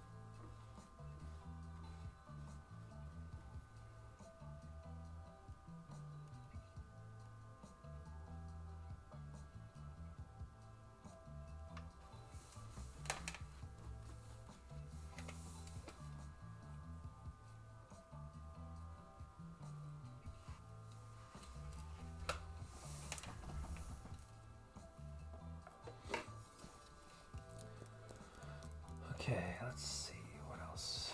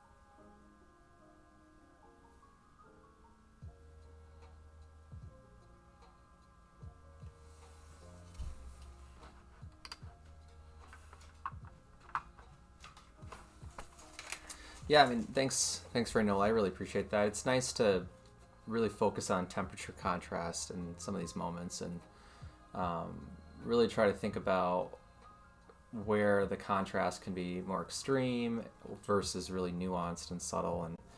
And initially, I really wanted this space outside to feel very harmonious and just like overall like this very warm environment. Because I think red and like the hue of red can be interpreted in like a very varied, or like a very like open-ended way. Sometimes it can be read as like this, dark and frightening or like dangerous type of space. Like I've made paintings that depict fires like in the distance, and that like glowing red feels very sort of foreboding and scary. And then other times paintings with a lot of red can just feel very warm and like positive and comforting in a weird way. And I kind of want this space to feel like it could be interpreted in either way, like it doesn't have this really overwhelming sense of positive or negative association. But what I'm really enjoying is getting into some of these really nuanced relationships of color, specifically temperature, like you're pointing out. It's nice to be able to notice how small of a shift you need to really turn the form of an object or the figure or the body, and how that's going to play against a very continuous and super like chromatic part of the painting with the red ground plane. It's nice to be able to show like that sense of cohesiveness versus like a more varied and descript type of form. Kind of like with the building, I feel like that's getting to a similar sense of like description and intensity of detail, and it makes things feel a little bit more physical and dimensional and grounded, which is definitely something I'm striving to try and achieve in this painting. But playing with such a limited palette of chroma, well, not maybe chroma, but like an very analogous color scheme is a lot of fun. It's been a while since I've focused in this way. As I'm putting in the gradient of temperature on this wall, a little part of me maybe wants to bring in a very subtle, similar type of temperature gradient on this closer wall in the foreground, to maybe tie the two together. I don't know if I would go cooler at the top and warmer at the bottom, kind of like the wall in this outer space, but I could reverse it, and that would be interesting too. I don't know. I haven't really decided what I want to do with that. I guess that could be something I do towards the end of the process once I get back into the portrait over on this side of the painting. Because I hit a point where in the portrait and with the hand, I was just kind of getting stuck trying to convey a very natural, believable depiction of my portrait, and realizing that, like, okay, I need something else to be happening in the painting to feel like I'm making a painting, not just trying to study my likeness of my portrait. So the last 2 days now, including today, it feels like I'm able to, or our last, I guess, 3 sessions now, I feel like I'm able to think more about the narrative overall in the painting, which is really exciting. But yeah, we'll see. We'll see how things continue to evolve. But one of the things I really like overall is the sense of contrast in temperature in the painting. Let me scale this down again real quick.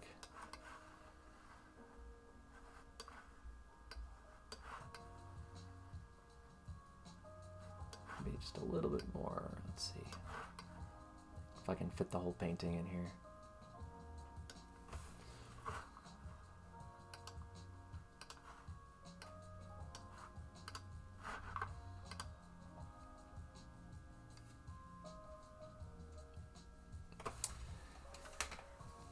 Thanks. Yeah, I'm reading your comment about the contrast of temperatures.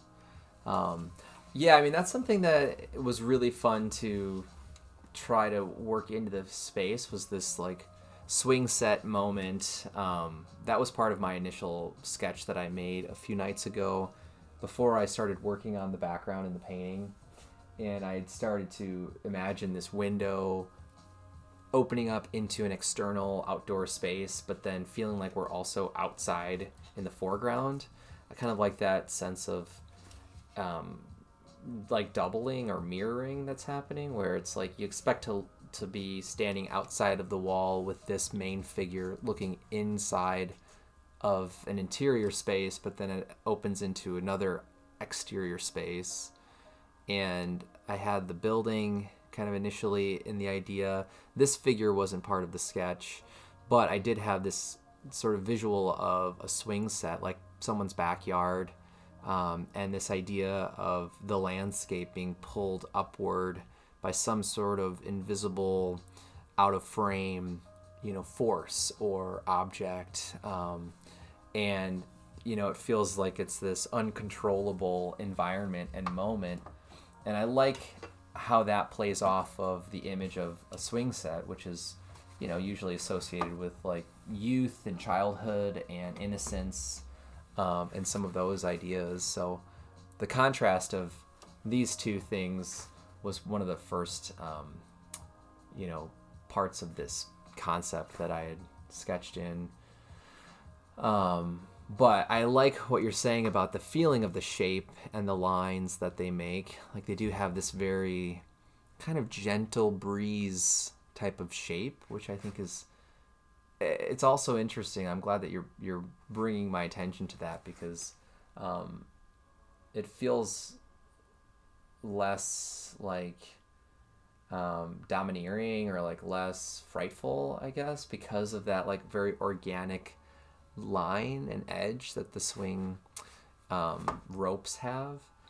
And I didn't really think about that until you mentioned it, so it's nice to see it from that perspective, because now I'm like imagining if they were like a straight line, like that would feel so jarring in comparison. And I'm really glad that they have more of that like smooth sweeping effect instead. Yeah, it's weird. It is kind of an odd painting in like not knowing if it's supposed to feel off-putting. I mean, this expression is not a very warm expression, I wouldn't say, in general. Combined with the things that are happening here, it's becoming a really fun painting to work on because of the like open-endedness about the sensations that the colors are creating and that the proportions of things are starting to create, and just this like bouncing of focal areas is also really interesting to start to be really intentional with.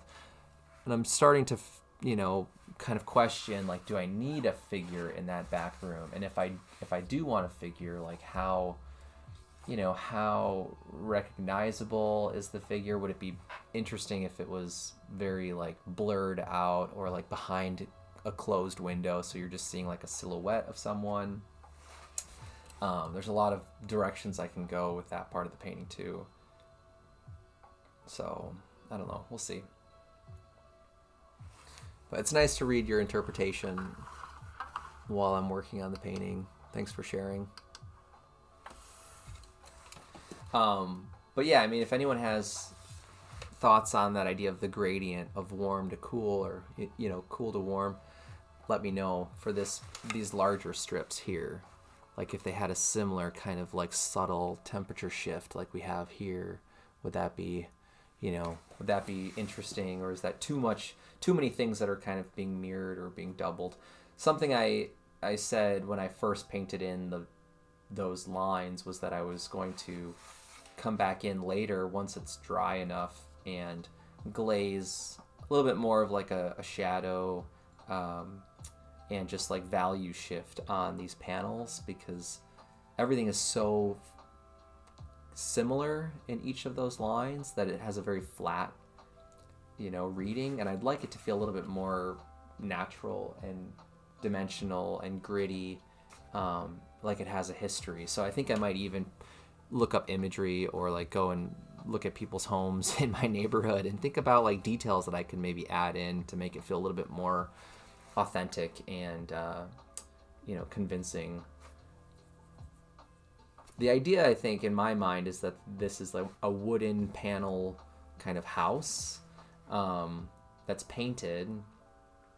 So I could even try to have a few moments feel like they're like paint chipping details that are coming off, or cracks in the paint. Maybe there's like debris or things that are sort of stuck on the wall. But I can see that flat plane in the painting being more interesting if it has like a really textural, like both physical and implied sense of texture, to make it feel like you could just reach out and like feel the surface of these wooden planks. I think that would push the painting in a direction that I would be interested in seeing, because it gets back to this idea of like, what do we read in an image or in a painting, and what can we really believe and buy into, and with something like that feels very like, it feels like it's very like accessible, or like holdable or grippable, right? It's like we can feel that texture, and it puts us into a memory that places us against a wall that has that sort of construction, and then on top of that, moving into a space that's very, unlikely, or maybe physically impossible in some ways. That's an interesting correlation then in the painting, I think. So anyhow, I don't know then if it needs that temperature shift like I was starting to talk about. I just feel like it could maybe, be an interesting sort of question again, like about the two walls being the same or being two different walls. And I think with the figure, I've already been sort of like brainstorming and like reflecting on this idea of them being the same person. And if they are the same person, is it the same person at one point in time? Is it the same person at three different points of time?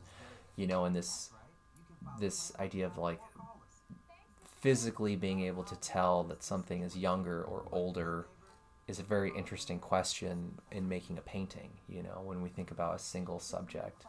And I think a lot of my work recently has been circling that idea of time and the passing of time, and how do we make sense of the present moment, if we're seeing an object or a person or a subject, all at the same time in a painting, but through multiple stages of its lifeline, I think is a really interesting concept to explore. So we'll see what happens. I don't know. Just some things that are kind of popping in my internal kind of dialogue as I work on this painting. The other thing, just as like a separate goal for this painting that I have, is that I really want this to feel pretty like refined in terms of like the craft. You know, I want this to feel really not polished in the way that like it feels very slick and smooth and like, you know, almost like manufactured, but I want areas to like be seen and feel very like complete and resolved, you know.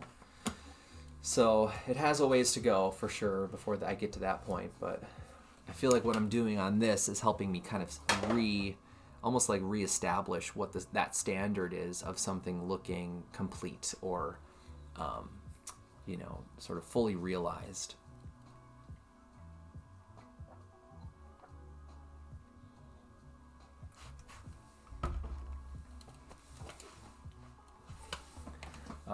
This area, though, I feel like I'm trying to figure out, and maybe part of it's the light, because I think I could also put in a shadow, a cast shadow from the swing set. I mean, if this has a shadow, then everything else should have a similar type of relationship to the light source. Compositionally, that might be kind of nice also to have those lines leading us between the negative spaces of the objects. So let's see. This is telling me that like the light source is almost like up and behind this part of the space.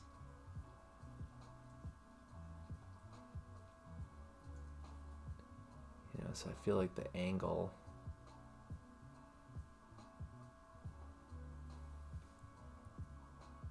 might be something like this.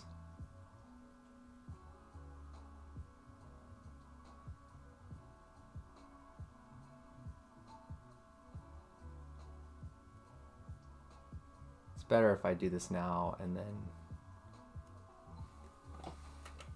decide if it's in the right position by painting the lighter values around the shadow. That'll be a lot easier, I think, than trying to get the ground plane finished and then put the shadow on top. Like, I don't know if I'm skilled enough to do that, so I think this is going to be a lot easier.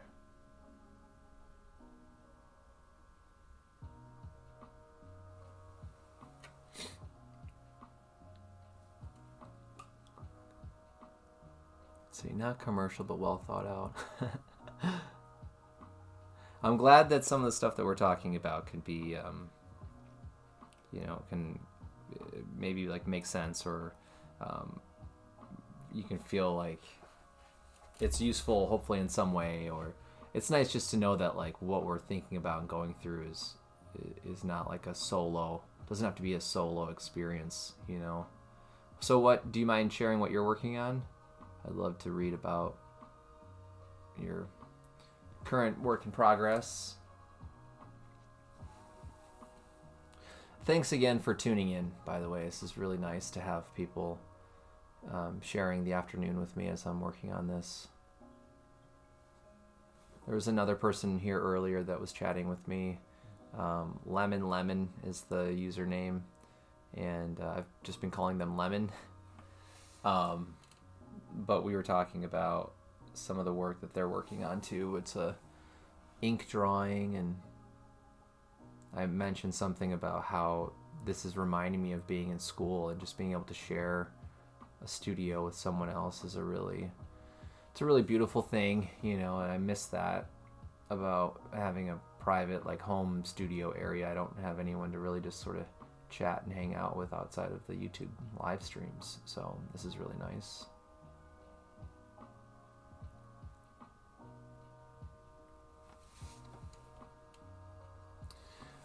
Let's see. Fibonacci swirl layout makes total sense.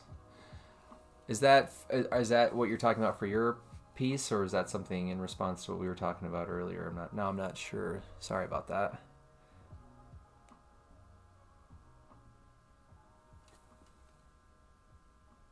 Because I could see it either way based on just some of the stuff we were talking about with the composition. And the Fibonacci swirl, like the golden ratio stuff, like I've never really sat down and like learned how to like build a composition on that sequence or that compositional structure. I've seen it, and I've seen examples of it like overlaid on other paintings, and I kind of get the very general idea of the Fibonacci swirl, but one of these days I need to just sit down and read some articles about like how to actually do the math, because I know it's I know that you can do like an equation and create just like a rectangular, sort of like armature, and then build on top of that. You're doing some studies in movement, preliminary to some illustrations. Nice. That's really cool. Do you post stuff on your YouTube channel at all? Like if I went to your channel, could I see some of your work? That would be fun to see. Or if you have a website, if you don't mind sharing that, I'd love to see some of your work.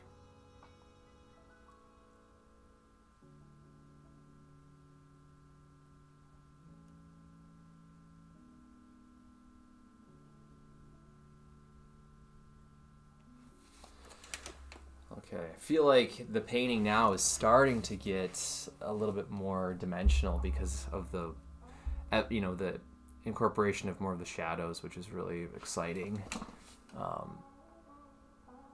And like this whole area, like I'm like, why does this not make sense? And I think it's because I wasn't thinking about if this was really happening and the light source was behind this or like diagonally up and behind this, most of what we're looking at would be in shadow still. Now it's starting to feel more natural, which is, those breakthrough like realization moments are always really gratifying when you're like, oh, this is why it didn't make sense. You're opening up your studio in the late summer, doing some art. Website is down right now. That's okay, no worries. But yeah, in the future I'd love to see some stuff. And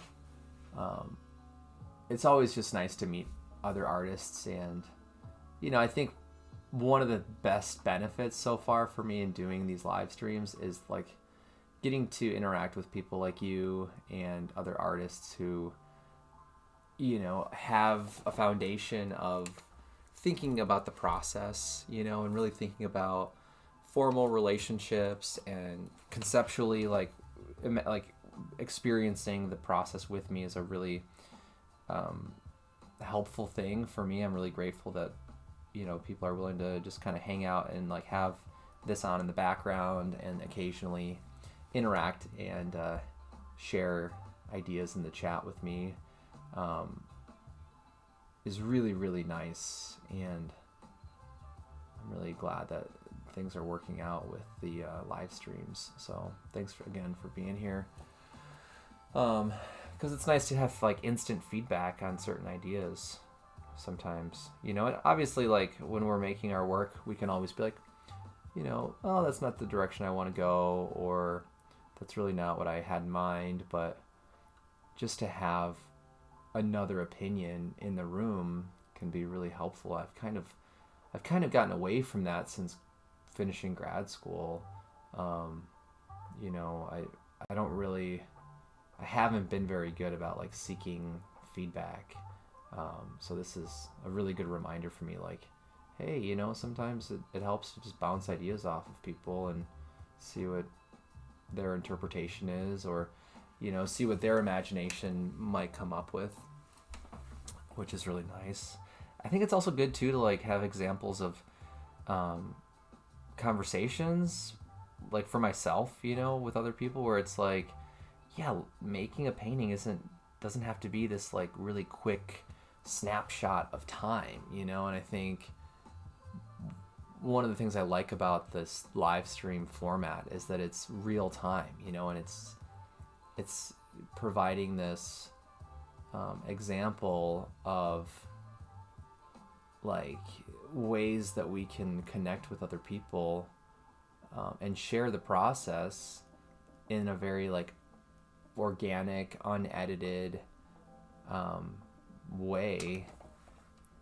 Because otherwise, I feel like it's easy for me to just look at the internet, like social media platforms, and feel like, oh, I have to like refine everything, and I have to polish it up, and I have to, edit everything and make sure it's all super squeaky clean, and that's what everybody expects, or that's the norm when you post something online. And the live streams so far have been like the perfect way to balance those feelings of like,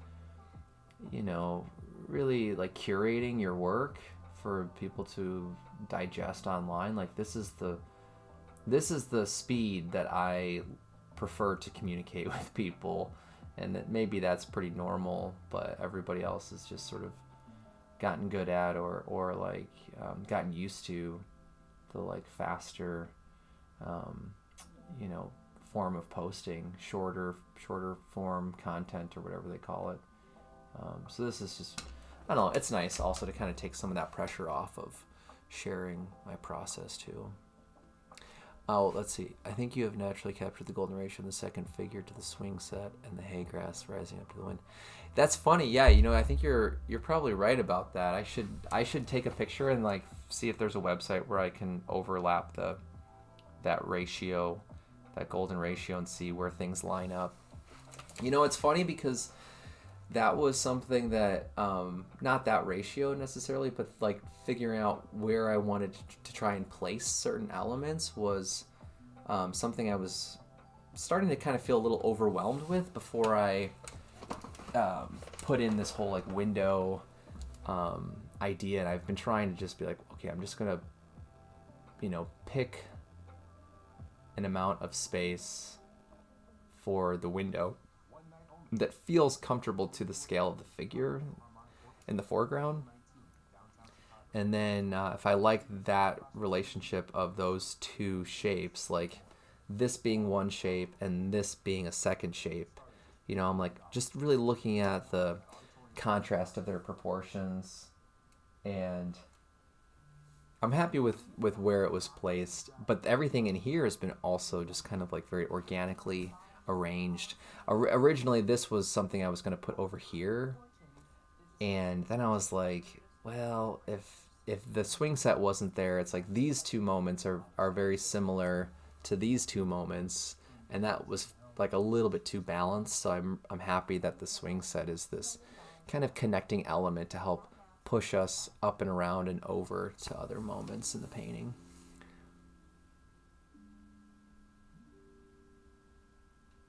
Yeah, I'm glad. I think you made a really good point there with this idea of opening our own internal conversation and sharing that with other people definitely can help us see things in a different way. So thanks for acknowledging that too. It's nice to have that kind of confirmation from other artists where then it feels more normal. When I started doing the live streams, it's like, well, maybe I won't have my microphone turned on, and maybe I won't interact with people. Maybe it'll just be like a visual thing. And then I was like, well, it'd be nice to at least have music on in the background. And every now and again, it's like, well, what if somebody comments something? Do I respond? Do I just type something? And it took a while to kind of get over that fear of like, what if it's awkward, or what if I say something really awkward? And like everything, it gets a little bit easier each time you do it. But it's funny how that kind of happens. That fear doesn't really go away as you get older, or as you get more experienced with whatever it is you're doing. Like the longer I paint doesn't necessarily eliminate the imposter syndrome, those sort of like internal doubts that I think most people have. And I don't know. I think the other thing I've been realizing this year too is like, if I want to do something, I'm just going to try it, and like, who cares if I fail? Who cares if it's, if it's not as successful as somebody else, or who cares if it's awkward? And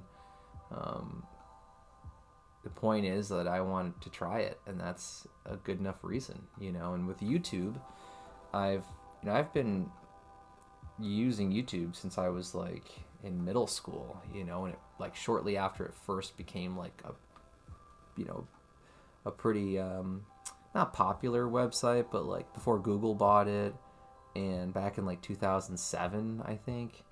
And we didn't have cable growing up, so it was a way for me to watch content and clips of shows and movies and things that like my friends would be talking about that we didn't have access to. So between that and skateboarding videos, like I was hooked right away with YouTube because of like just the range of stuff that people were sharing early on. And over the years, I've always thought like, oh, it'd be fun to post more on YouTube and share my process and meet other artists. And basically what I'm trying to do now. And in the last couple of months, right before the new year, I had started to notice like some of the videos I posted like a year ago were starting to like get more traction, and people were finding them and watching some of my videos. And it was kind of like, hey, I'm getting closer to 1,000 subscribers. Maybe I should try to like really take this seriously for a few months. And it's been a really eye-opening experience for me, mostly because it's been helping me really structure my time as an artist. Like it's helping me really take advantage of like, okay, if I do a live stream painting session in the morning, then I have the afternoon where I can work on something else. It's helping provide some structure for me, which has been something I've been lacking for the last like year, especially in the winter. Like these winter months, it's been especially hard to find a sense of balance and structure to my time. You tend to isolate yourself as well.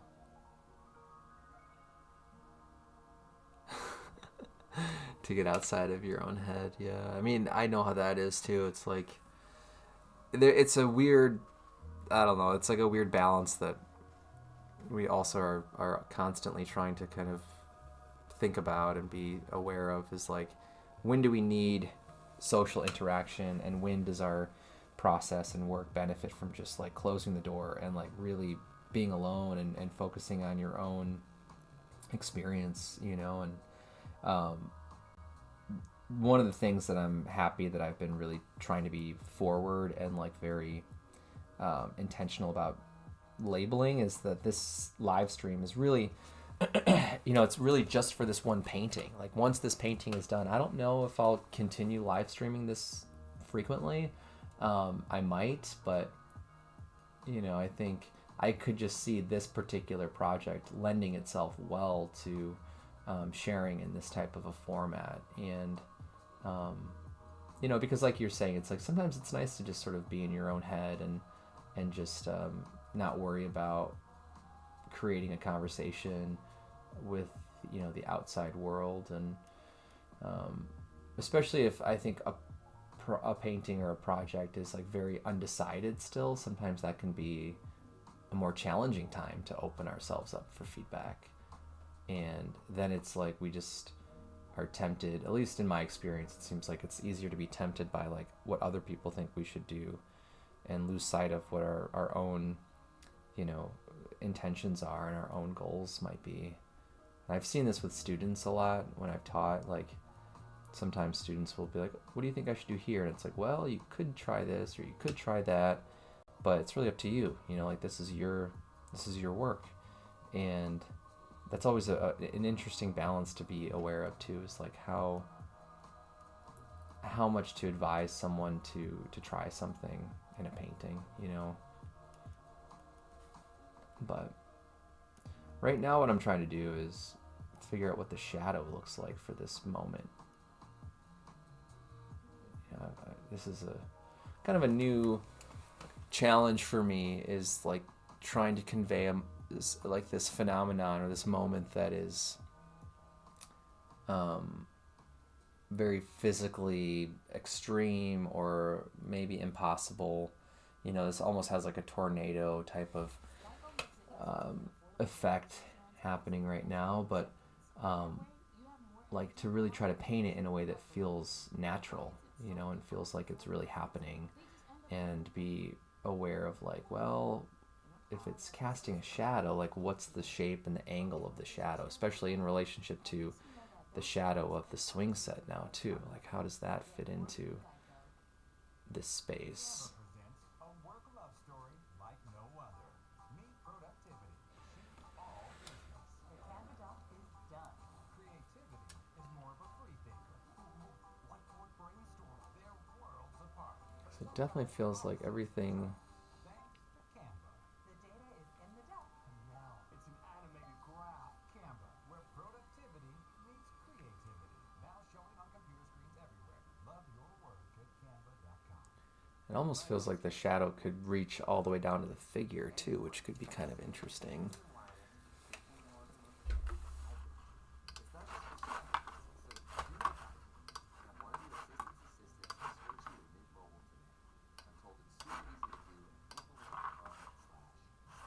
Upfront payment of $45 for 3-month plan, equivalent to $15 per month required. Install rate for 3 months only. Then full price plan options available. Prices and fees extra. Info terms at mintmobile.com.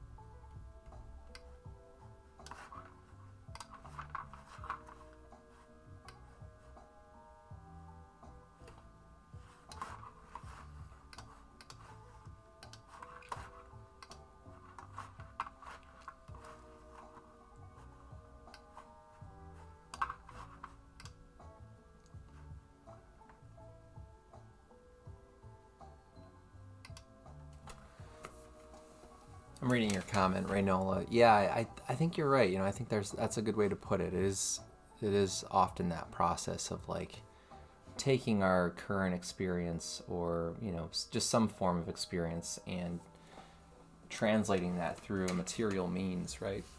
And I think that was one of the reasons why this self-portrait project really like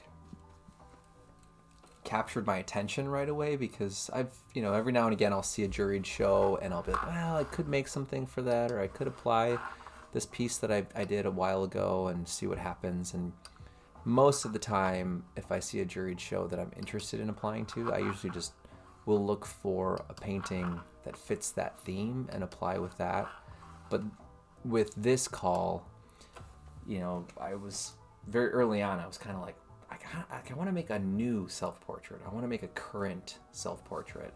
And that opened up a lot of space to think about, you know, what you're talking about exactly, which is like, how do you represent this current moment in your life? You know, what are the symbols? What are the signs and signifiers? And what does that color palette feel like and look like? And how do you want to think about scale and proportions, or, you know, tying the work back to a reference.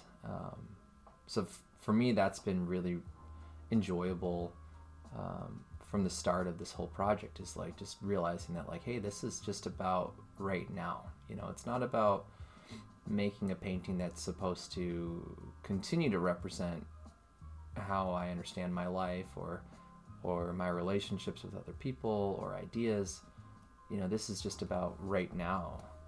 And there's a very grounding feeling when that realization happens, which is really, I don't know, for me it's been really beneficial, just from like a mental health standpoint, from you know, this like lack of anxiety that I think can happen when you stop and start really thinking about time, and thinking about, you know, how quickly the last 10 years of your life have gone by, or 20 years of your life have gone by, and trying not to feel overwhelmed. Like, this has been a really, you know, just like a really good painting to reset in those ways for me, which has been really nice.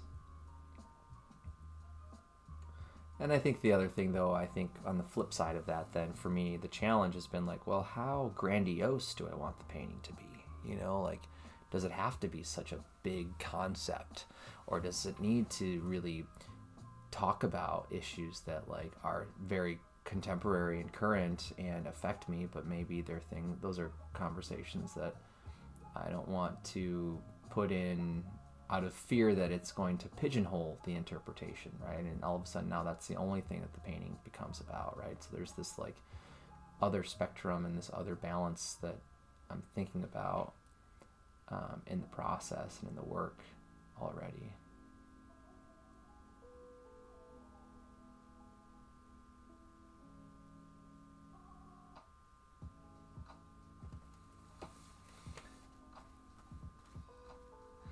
So you just want your students to find their own personal growth.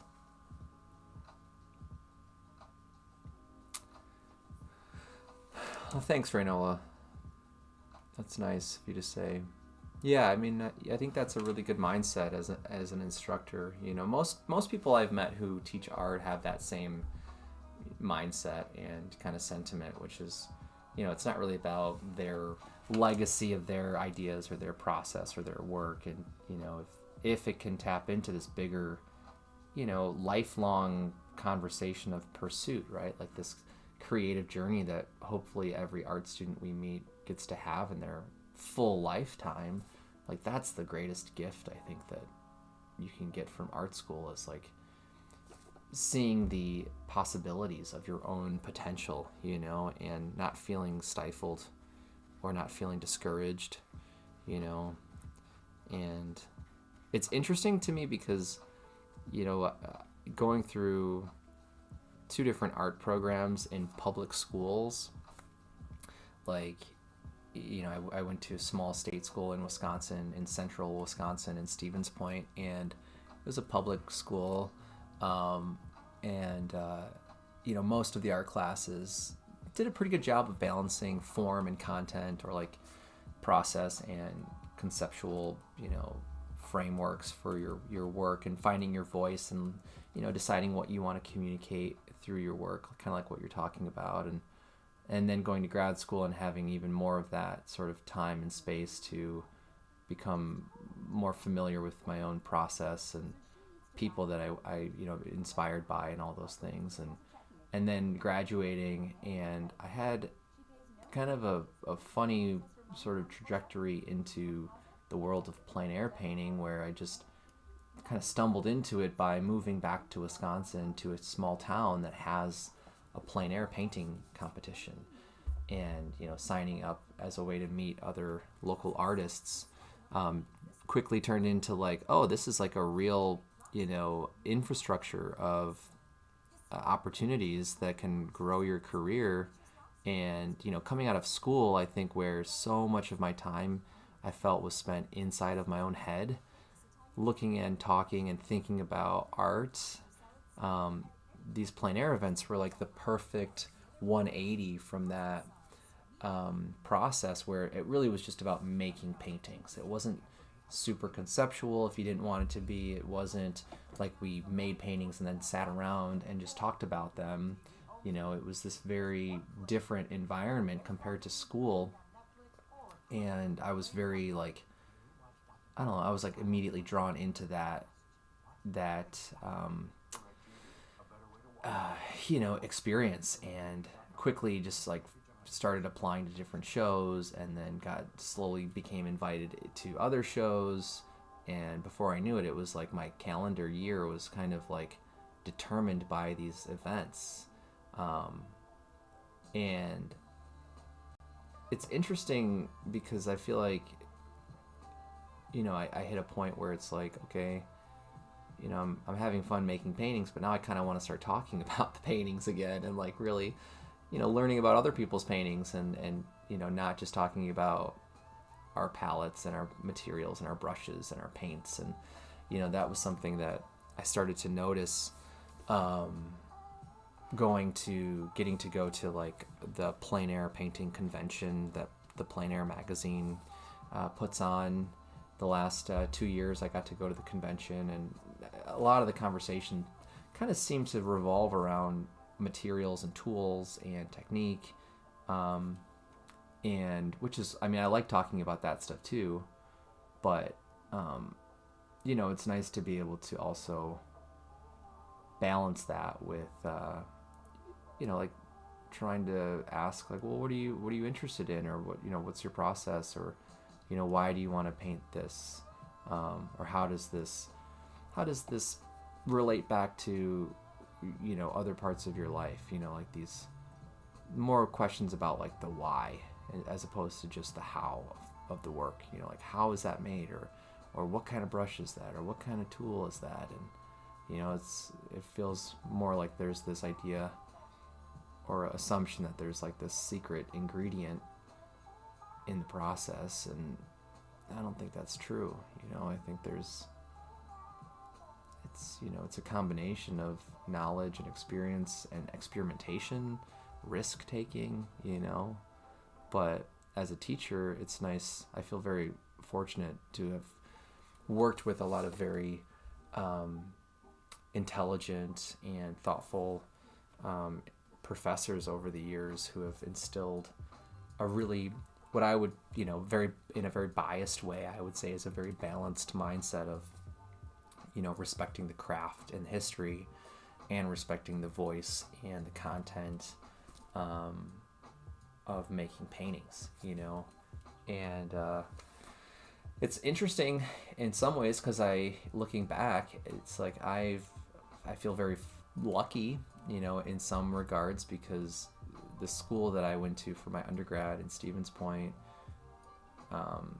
you know, it's not necessarily known as like a really great art school, for sure not nationally, maybe, you know, locally, statewide, people for sure I think would categorize it as being one of the better art programs in the UW system, but it's not a private art school. You don't have like, you know, state-of-the-art museums and like things like that. It's, you know, it's a pretty standard environment when it comes to the resources and things. Their studios are really nice, you know, don't get me wrong, and obviously the faculty are, you know, professional and very experienced instructors, but I kind of feel like, you know, I got really lucky in some ways, because I think because of the format of the school, it offers a ton of opportunity to really get to know your faculty and not sort of feel like you're just one small fish in like a giant sea of people that maybe you might experience at a big city kind of school. And so for that part of the experience, I feel very grateful, and I'm still very close with my professors that I worked with, and some of my peers in school. And yeah, I mean, it's an interesting thing to think about for people who are looking at going to college and wanting to study studio art. You know, some of the best advice I was given as I was graduating from undergrad, when I was encouraged to consider like applying for grad programs, which I didn't do right away, but once I was ready, they said like a couple things to maybe consider is like, number one, this was advice from Rob Stolzer, one of my painting faculty in undergrad.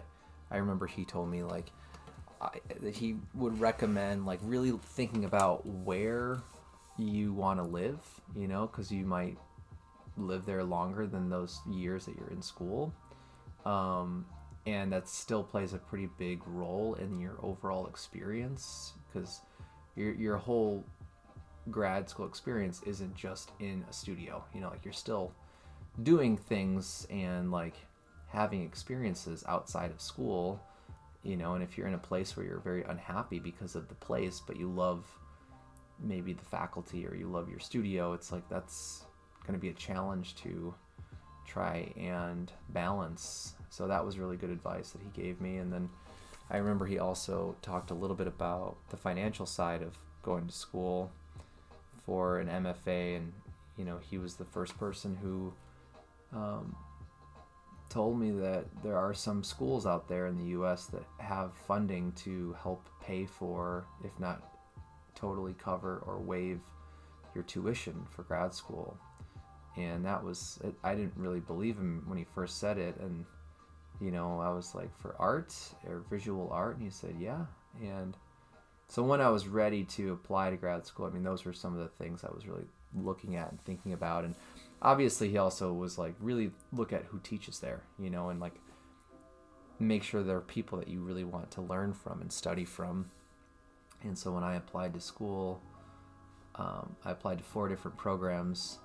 3 were in the Midwest, and then Rutgers was the other school on the East Coast. And the only school I got into was Michigan State University's program. So that made it really easy to know where to go. And once I was there, it was like, okay, now it's time to work, and I can try to just capitalize on this time, these 3 years, and just really try to push my process and my work and try to squeeze out as much as I can from this experience. But, the point of all that, what I was trying to say is that, I feel really lucky because I kind of feel like I fell into both of those programs to some extent. Like, and a big reason I chose to go to Stevens Point was because my sister was studying there, and I had seen the campus, and she loved her experience so far, and she was, I think, 3 years ahead of me in school, and she had switched majors once.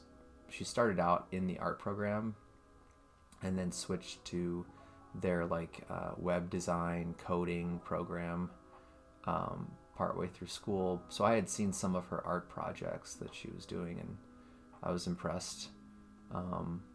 It seemed like a very serious art program, and they were doing a lot of not atelier style projects necessarily, but a lot of representational, skill building, and that was the kind of work I always was interested in. So, I feel like I got really lucky.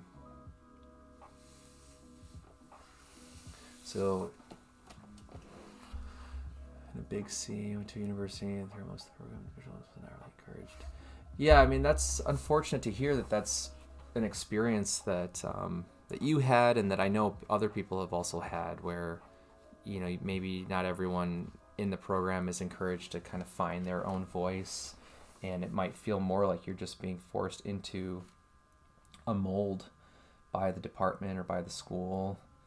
And I don't know, I mean, I think it's it really, I think, definitely depends on the student whether or not that's, positive or negative, for sure. But I think I would feel really uninspired if that was my experience. If I felt like, oh, I have to just jump through all these hoops and then I graduate and then I get to do what I want. It's like, I think you kind of end up leaving feeling like, well, I wanted to, I really wanted to learn certain things, or I really wanted to reach a certain point in my process, and that never happened while I was here with all of these helpful and insightful people. Hey, welcome back, Lemon.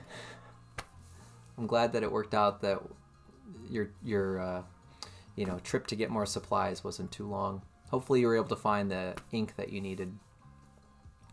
Let's see. You got your MFA as well as graduate degree in structural engineering. Oh, nice. That's awesome.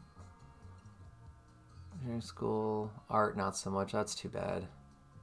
The California School of Design for a year, but then a romantic relationship brought you home. Well, and I think that's an interesting thing to kind of talk about too, right? It's like, if people are interested in going to school, it's like kind of like that idea of really thinking about where you're going to live and if you're going to like that location.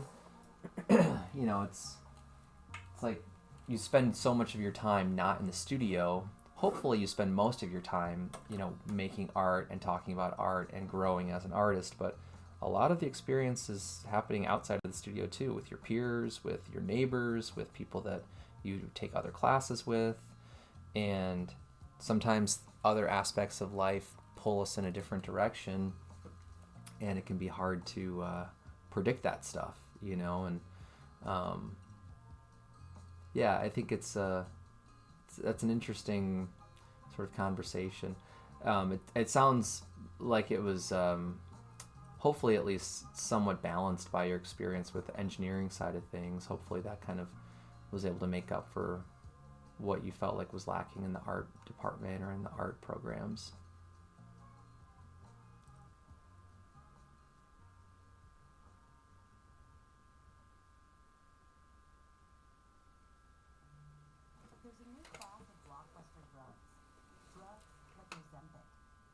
changing bodies, and all of a sudden, just the weight starts falling off. fortunes. It just got too expensive. They're just bank breakers. From industries.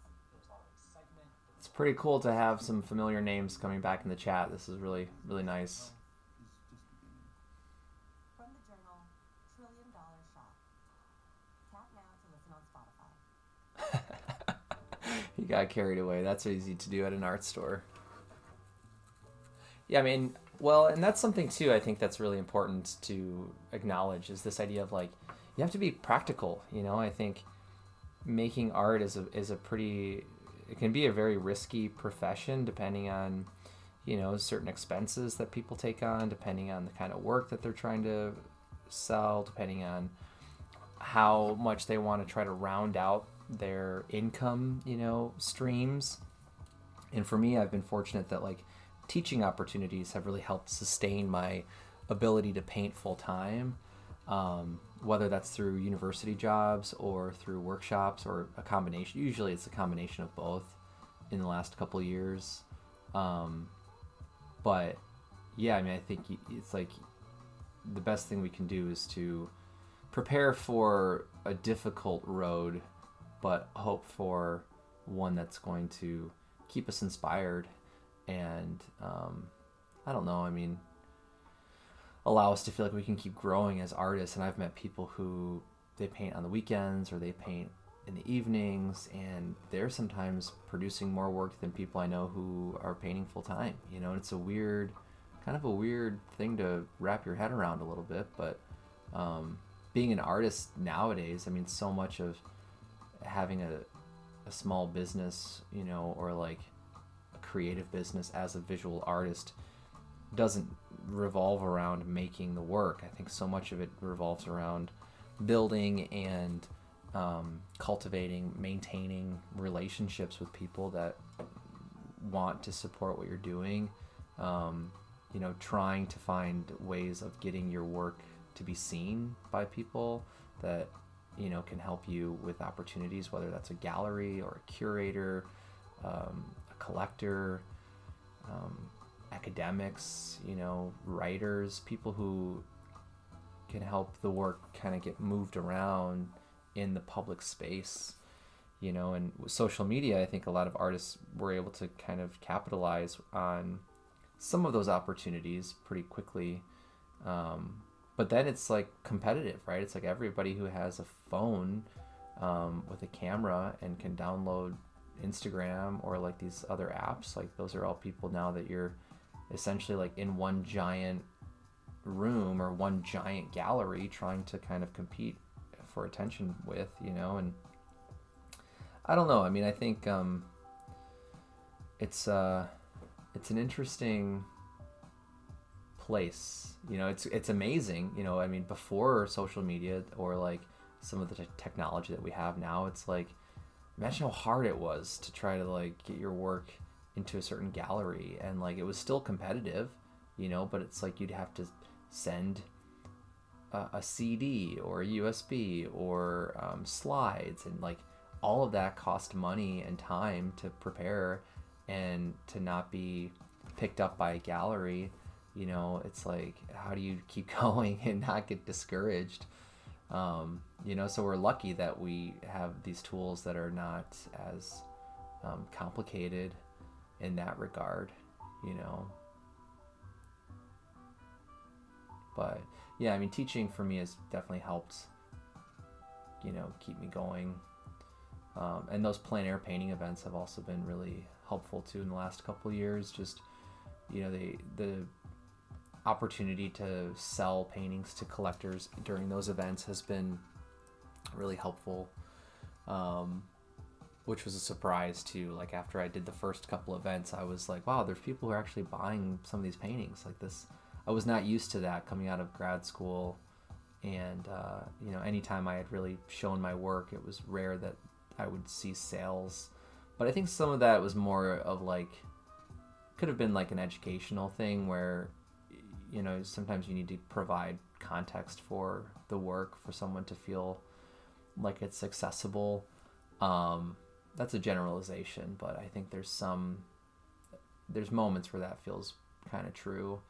Whereas the plein air paintings, I think they're pretty straightforward in what they're trying to achieve a lot of times in those paintings, and not the artist, but what the painting is trying to achieve and connect to. And as a viewer, I think it's a little bit more accessible right off the bat, and having this personal connection to the subject matter in those paintings and at those shows. Like, generally they're local collectors who live in that town, and they have memories of those places, and it bridges, or like creates the bridge in a very smooth way, for the work to become desirable, you know, from the collector's point of view. Yeah, never too many art supplies. That's definitely true. You know, there's always something to try out and experiment with.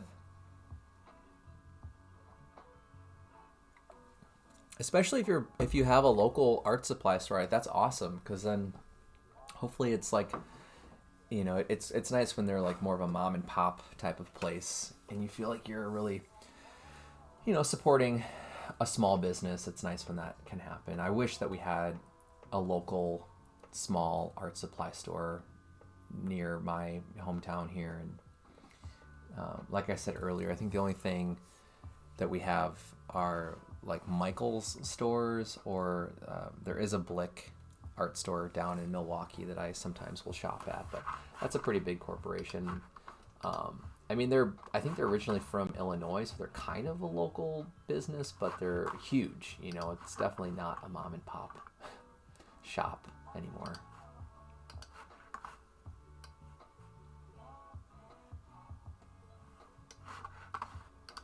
All right, where are we at? We are 3.5 hours, so I think I'll probably just keep going until about 4 o'clock today, and then probably end things there. I'm kind of getting stuck with the shadow with this moment in the landscape. You know, it's like maybe what I need to do is create a little maquette model, and then with a light bulb try to recreate this, you know, sort of lighting condition, and see what that shadow looks like. You know, I mean, if the height of the swing set is this, but the shadow, you know, comes out that far, it's almost like a 1-to-1, which would mean that this would be, you know, coming down to about there, and maybe even a little bit farther with these little bits and pieces that are sort of, you know, separating. And the fact that this is closer to the sun, I think also would change the scale of the shadow too, potentially. I'm not sure about that, but it's getting there. I'm really excited about where the painting is heading now. You know, it's nice to start to get into some of these more subtle relationships of colors down here in that sort of left corner of the window. But that's really cool, Lemon, that you get to interact with that small business too. I think that's really awesome. I have to do more research. I know that there's a small art supply store like 40 minutes away from here, 45 minutes away from here, but that might be the closest one that I'm aware of. But what's today? Friday? So I'm not sure what I'm doing over the weekend. I don't know if I'll live stream Saturday or Sunday. Sunday, I know I'm going to be out of town visiting my family, my sister's family and my mom, for most of the day. Tomorrow, I might be going to an anime convention in Milwaukee with my brother. I don't watch anime. I think I might get into it at some point soon, but my brother's been watching anime for a few years now, and last night he was over for a game night with my wife and I, and he brought up that they're doing their annual anime convention in Milwaukee this weekend, and I was like, well, if you need someone to go with you, I'd be happy to go with you. So we'll see what happens with that, but yeah, I'm just going to kind of play it safe and say I'm probably not going to be live over the weekend, which is kind of a bummer because I do want to work on this painting. I feel like I'm yeah, I'm getting a lot of momentum with the process right now, but I also need to start really finalizing my information to submit my taxes with my wife. So we need to kind of get that going. Wow, that's crazy. You're going to a convention too, and that's really funny. Yeah, I mean, they're cool. It's fun when you can go and like just be surrounded by people that love the same thing that you love. The reason why I'm not sure if I'll be going with him is because we have another friend who also watches anime. So I think that, you know, if they're both able to go, then I probably won't go with them. But have a great rest of your day, Raynola. Thanks for tuning in today and for chatting with me. This was really nice. I hope you have a great weekend too. And hopefully next time I'm live, you'll be available and maybe you can hang out again. But otherwise, take care and have a great weekend.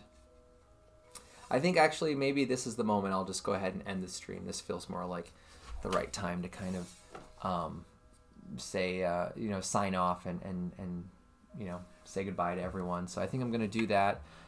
Before I let, those of you who are still here go, I just want to remind you, just a quick little shameless plug, that I'm doing an online spring shop update sale on my website until the end of next week. So there's one more week starting tomorrow where my shop will be open with this batch of listings, and then I will close my shop again for probably like 2 months and then reopen it with different listings. But feel free to take a look around. I did do a live stream a few days ago on Wednesday where I kind of went through the listings and talked in depth about each of them. So if you're interested in just learning more about that work, that's on my YouTube channel. You can check that out. But there's a bunch of different stuff. I have original, like framed, handmade framed original work available. A lot of the paintings, a lot of those paintings also are available with monthly payment plan options. So just since I don't know, just grabbing a couple things. Since I don't know who might watch this at some point in the future, I'll just take a minute to kind of share a few other things. So there are some original paintings. There's one limited edition of a giclée, like museum quality print of one of my plein air paintings that is available. I also have my self-published books that I make that are like little portfolio books for my plein air work. And if you've never seen these on my YouTube channel or website, you can learn more about these over in my shop as well. You can get them as a bundle or buy them individually. The third one, most recent one, is my favorite of the three. It's the most sort of robust and it's the most organized of all of them. So yeah, you can check these out there. Each of the purchases for the month or for this shop update will come with a free little sticker. Even if you just get one of the zine books, you'll still get one of these stickers while supplies last. What else am I going to say? Oh, the other thing that I just wanted to pass on too is with this shop update, one of the listings that I'm the most excited about is this pre-sale. Let me see if I can pull it up here real quick just to show you for anybody who's still watching. Let's see if I go back here to my website. Over in the shop page, I need to move a couple things on my table here. So this is where you'll find those available listings. This is that live stream video that I was just talking about. These are the framed paintings. There's 10 available. I have one commission slot still open. The second one was already purchased. But the other listing I'm really excited about is this pre-sale for plein air paintings that I plan to make this August in Iceland. I've never been to Iceland. My wife and a really good friend of ours have been talking for years about wanting to do a backpacking trip on this one trail called the Lagavagur Trail in Iceland.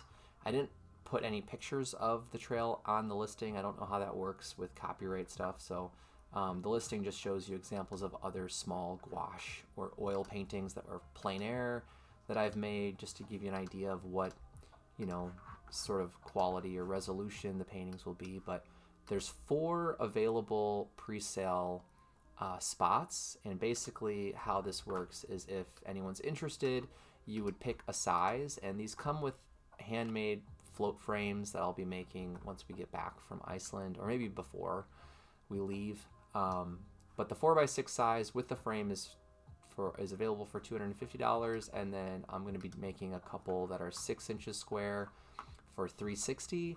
And then any paintings that are extra, or if these don't sell before our trip, those sizes will be a little bit more expensive during the regular like posting or publishing. So basically, if someone's interested in adding a painting that's plein air from Iceland during our trip, you get to reserve a spot and save a little bit of money.